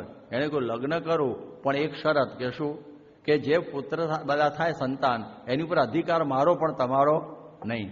આ મોહ પામી ગયેલો કે ભલે. એને ખબર ના રહ્યું કે મોહમાં એને હા પાડી દીધી. આ હતી રાજ સંન્યાસિણી. ભલે હતી આ ગંધર્વની પુત્રી, પણ આના અંગે અંગમાં વૈરાગ પ્રગટેલો. એટલે એને પછી લગ્ન થયા, પુત્ર પણ થયા, વ્યવહાર થયો. જે પુત્ર જન્મે ને એને સીધી વાત એ ભગવાનની કરે. ઘોડિયામાં હોય ને ત્યારથી એને 4 પુત્રો થયેલા, શત્રુમર્દન, દીર્ઘબાહુ, પછી આ પ્રમાણે અલર્ક, એવા 4 પુત્રો, અને વિક્રાંત અને અલર્ક, એવા 4 પુત્રો એને થયેલા. પણ એ પુત્રો ઘોડિયામાં હોય ને ત્યારથી આ બોલે કે શુદ્ધોસી બુદ્ધોસી નિરંજનોસી, સંસાર માયા વિવર્જિતોસી, સંસાર સ્વપ્નમ ત્યજ મોહજાલમ, મદાલસાવાક્યમુવાચ પુત્રમ. હે પુત્ર, તું શુદ્ધ છે, બુદ્ધ છે, મુક્ત છે. સંસાર તો બેટા સ્વપ્નું છે, એક જાળવું છે, એમાંથી તારે નીકળી જવાનું છે. અને છોકરો જાગી જાય શબ્દો સાંભળીને ઘોડિયાની કોર ઝાલીને ઊંચો થાય. એની માં સામું એકી ટસે જુએ, શું મારી માં કહે છે. અને હાલરડા ગાતી ગાતી ગાય કે કોણ માત અને કોણ તાત છે, કોણ વનિતાને ભ્રાતા છે, કોણ જૂઠું સર્વે જાણ. હેતે ગાયા હાલરડા, જીરે માતા ભલી રે મદાલસા. જેણે પુત્રને પોષ્યું છે જ્ઞાન, ટાળ્યું અભિમાન. હેતે ગાયા હાલરડા. કે તું મારી આમાં હું જોવે છે? માતા પિતા કોઈ નથી બેટા. જીરે વાહન સરી ખોયા દેહ છે, તેમાં અવર પુરુષાયારૂઢ. ગુણાતીત ગૂઢ. હેતે ગાયા હાલરડા. કે જો તું તો આત્મા છું, અક્ષર છું, બ્રહ્મ છું, કહેવા માત્ર તું ભૂપકુમાર. આ ભૂત વિકાર એ બધું એવું છે. અને એ છોકરો જયારે હારડા સાંભળે તૈયાર થઈ જાય અને કે હવે સંસારમાં રહેવું નથી. 4 છોકરાઓ સાધુ થઈ ગયા. એનું નામ કહેવાય માતા. એટલે એણે માતાના પદોમાં લખ્યું કે તમે માતાનો અધિકાર લઈને મારી પાસે આવ્યા છો, પણ માતા કોને કહેવાય એ તમે જુઓ. કે માતા મદાલસા, કે જેણે પોતાના પુત્રોને ભગવાનને માર્ગે ચડાવ્યા. તો આપણે પણ આ સમજવાનું છે કે માતા પિતા કેવા હોવા જોઈએ, એ વાત બરોબર સમજવાની. અને જો ન સમજીએ તો પછી મુશ્કેલી થાય. જ્યારે શ્રીજી મહારાજ જ્યારે લોજમાં આવ્યા ત્યારે મુક્તાનંદ સ્વામી પૂછ્યું, તમારું દૂધ કયું? દૂધનો અર્થ સમજ પડી? તમારા માતા પિતા કોણ? તો મહારાજે આ શ્લોક એમને સંભળાવેલો કે ગુરુ નહીં તે સ્વભ્રાતા, પિતા નહીં તે હમાતા. ન દેવતા કે પતિ તે કહાવે, જે જન્મ મૃત્યુ થકી ના મુકાવે. એમણે આવી મસ્તીમાં જવાબ આપેલો શ્રીજી મહારાજે મુક્તાનંદ સ્વામીને. એટલે એ પણ હરિલીલામૃતમાં છે. એટલે કહેવાનો અર્થ એ આવા 12 પદો એની માતાએ જયારે વાંચ્યા, આંખમાંથી દળદળ આંસુ નીકળી ગયા કે આનો વૈરાગ તો આર પારનો છે, હવે એની પાછળ વધારે પડવા જેવું નથી. અને બધા એ પછી ચાલ્યા ગયા. અને આ જે નિષ્કુળાનંદ પછી તો આ શ્રીજી મહારાજની સેવામાં રહ્યા. ઘણા બધા ગ્રંથો રચ્યા છે, ભક્ત ચિંતામણી વગેરે 22 ગ્રંથો. અને એ પ્રમાણે એમના જે આ પદો છે એની થોડી 2 મિનિટ વાત કરી લઉં. કેવા અદ્ભુત પદો જે આ જનુની જીવો રે ગોપીચંદના, એ જ્યારે 12 પદો એ જ્યારે નિષ્કુળાનંદ સ્વામી ગામડે ગયા હોય અને ચોરાની થાંભલી જાળી અને જે ઉભા લલકારે ને ત્યારે ગામના ગલઢેરા કે અરે નિષ્કુળાનંદ, આ તમે બંધ કરો. આ તમારા પદો સાંભળીને જુવાનિયા ત્યાગી થવા નીકળી જાય છે, ગામનો ઉજ્જડ કરવું છે, ઉજ્જડ. આવી રીતે લોકોને વૈરાગનો રંગ લાગી જતો. આધારાનંદ સ્વામી કહેતા કે નિષ્કુળાનંદ સ્વામી જ્યારે ગાય ને ત્યારે સંસાર કોઈને ગમે નહીં, વનવાસ પ્રિય લાગે, એના ચરણે ચરણે માયિક સુખ અને અગ્નિ સમાન લાગે, એવી એની અંદર ભપક હતી. ભગવદ્ ગોમંડળમાં લખ્યું છે, ગમે તેવો પ્રવૃત્તિ માર્ગની ગળમથલમાં બોલો આવી ગયો હોય અને ગમે તેવો માણસ સર્વ પ્રકારે સુખ અને ઇન્દ્રિય ઉપભોગમાં ગરકાવ થઈ ગયેલો હોય, પણ જ્યારે એક વાર નિષ્કુળાનંદ સ્વામીના કાવ્યોની લહેર લાગે ને ત્યારે સંસારના પોકળપણાની, મનુષ્ય દેહની બાલિસ્તાની તેમજ અધમતાની એની પ્રતીતિ થયા વગર રહે નહીં. આવી પ્રકારના એના બધા કાવ્યો હતા. અને એની સાથે નાનાલાલ કવિ કહે છે, વનલોક અને તપલોકની ઘોષણાઓથી ગાજતી આ કવિતાની સમોવડ આવે એવી કોઈ સંપ્રદાય કવિતા બનાવી છે? એ નિષ્કુળાનંદ સ્વામીની કવિતાઓ આવી અદ્ભુત એમની સમયમાં હતી. એટલે આ પ્રમાણે આવું આ નિષ્કુળાનંદ સ્વામીની કવિતામાં આવું જોશ હતું. એટલે એવી પ્રકારનું આ જે 12 પદ છે ને એ ધોલેરાના એક નાગરિક કોઈ અમલદારે સાંભળેલા, એને વાંચેલા. અને એને થયું કે આવું લખનાર કોણ હશે, આમ હલાવી નાખે, આમ રૂવાડા ઉભા કરી દેવું. એટલે ખબર પડી કે આ મંદિરમાં જ છે ધોલેરામાં નિષ્કુળાનંદ સ્વામી એમણે લખ્યા, જીવતા હતા એ વખત. એ પછી એમના દર્શન કરવા આવ્યા ત્યારે નિષ્કુળાનંદ સ્વામી પેલી કમાન ઘડતા હતા અને આખો પેલું ઘડતા હતા ને આખો બધી રજ એના શરીર ઉપર લાગી ગયેલી, મોઢાના આ પાપણ ઉપર ને બધાને. અને પછી કહ્યું કે સ્વામી ક્યાં છે આને આ બનાવનાર? કે આ રહે. એને લાગ્યું કે આ ન હોય, આવા અદ્ભુત પદો બનાવનાર આ ન હોય. એને શંકા પડી ગઈ. પછી નિષ્કુળાનંદ સ્વામી કહ્યું, મહેતા, આ છે ને મણી છે પણ રજથી ભીંજાણી છે, એમ કરીને જે સત્સંગની વાતો કરીને સત્સંગી થઈ ગયા, કંઠી પહેરી લીધી. આવી પ્રકારના આ નિષ્કુળાનંદ સ્વામી હતા. અને કોઈ જગ્યાએ જાય નહીં એવા ધોલેરામાં એને મહંતાઈ એમણે લીધેલી. ગઢડાની મહંતાઈ વખતે એમને અરુચિ થઈ ગઈ, મારે અહીં નથી રહેવું, તો ગઢડાઈ વાયા ગયેલા. પછી મહારાજે કહ્યું, જાઓ તમે હવે આની મહંતાઈ કરો. એટલે પછી એમને અહીં મોકલેલા ધોલેરામાં. પણ ધોલેરા કેવું હતું એમણે જ લખ્યું છે કે નાનો દેશ નિરસ હતી, દેહાભિમાનીને દુઃખરૂપ, ત્યાં ત્યાગી હોય તે ટકે, બીજાને સંકટરૂપ. આમાં તો બીજો રહે જ નહીં ને. બહુ ભાવ ખારો પાટ, અને કશું કંઈ પાણી એ નહીં ને, અને કશું વરસાદ એ નહીં, અને કંઈ ખેતી એ નહીં ને, બધી પ્રકારનો ત્યાગ વૈરાગ એમાં રહેતા. અને પછી એમને એ વખતે ધોલેરાનું પાણી લાગી ગયું, રોટલો છાશ ખાતા અને શરીર ગળી ગયું. અને એ વખતે એકદમ દુર્બળ થઈ ગયા. અને પછી ધર્મશાળા હોય ને સાધુની, એમાં પડ્યા રહેતા કોથળા ઉપર. અને બધા હરિભક્ત સંતોને એમ થયું કે આપણા ગુરુ નિષ્કુળાનંદ સ્વામી આવું દુઃખી થાય છે. એટલે મદન મોહનની આરતી થઈ જાય છે શયન, ત્યાર પછી ચેષ્ટા બોલાઈ જાય. અને ત્યાર પછી પેલા સભા મંડપમાં બધા ધૂન કરતા હતા. નિષ્કુળાનંદ થયું કે ચેષ્ટા પછી ધૂનનો રિવાજ છે નહીં, આ કોણ ધૂન કરતું હશે, શાના માટે કરતા હશે? એટલે હાથમાં લાકડી લઈ ડગુ થતા ડગુમગુ સભામાં આવ્યા. અને કહ્યું, શું કરો છો? કે આ તમારું દુઃખ જોવાતું નથી, એટલે ભગવાનને પ્રાર્થના કરીએ છીએ કે કાં તો તમને મટાડે અને કાં તો ધામમાં લઈ જાય. એ કે પ્રાર્થના બંધ કરી દો, હું ધામમાં જઈશ ને, પણ જો મારું પ્રારબ્ધ પૂરું નહીં થયું હોય તો મારે પાછું આવવું પડશે. એટલે મને આ દુઃખ ભોગવવા દો, આ મને દુઃખ ભોગવી લેવા દો, બધું જતું રહેવા દો, પછી મને અક્ષરધામમાં જવાનું થશે.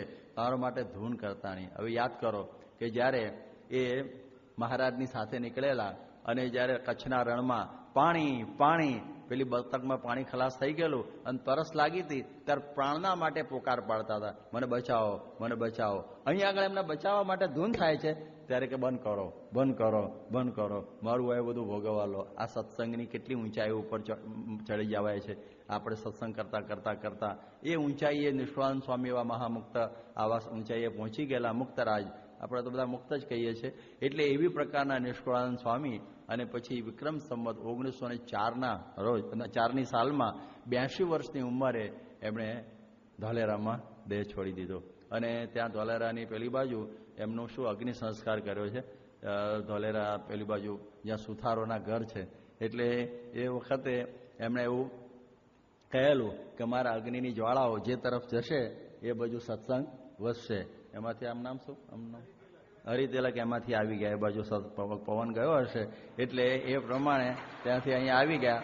અને ત્યાં એ જ્યારે બધા જાય અને ઓટાના દર્શન અમે કરવા જઈએ છીએ, ત્યારે પેલી પંક્તિ આપણને યાદ આવી જાય કે ધન્ય ત્યાગ વૈરાગ્યને તજી જેણે તનડાની આશજી, કુળ તજીને નિષ્કુળ થયા, જેનું કુળ અવિનાશજી. એ કડી આપણને દર્શન કરતા કરતા યાદ આવે. એટલે આવી પ્રકારે આ મહારાજે એમનું આ રીતનું આ જે આખું જે કહે છે ને કે લાલજી સુથારમાંથી કેવી રીતે એમને નિષ્કુળાનંદ સ્વામી બનાવી દીધા. અને પછી મહારાજ એમની ઉપર અતિ પ્રસન્ન થયા. અને આ પ્રમાણે આપણા સંપ્રદાયમાં અદ્ભુત જે સાહિત્યનો ખજાનો એ આપણને આપતા ગયા. એમનું આજે આપણે સ્મરણ કર્યું. કાલે હવે બીજું વાક્યાન. સ્વામિનારાયણ ભગવાનની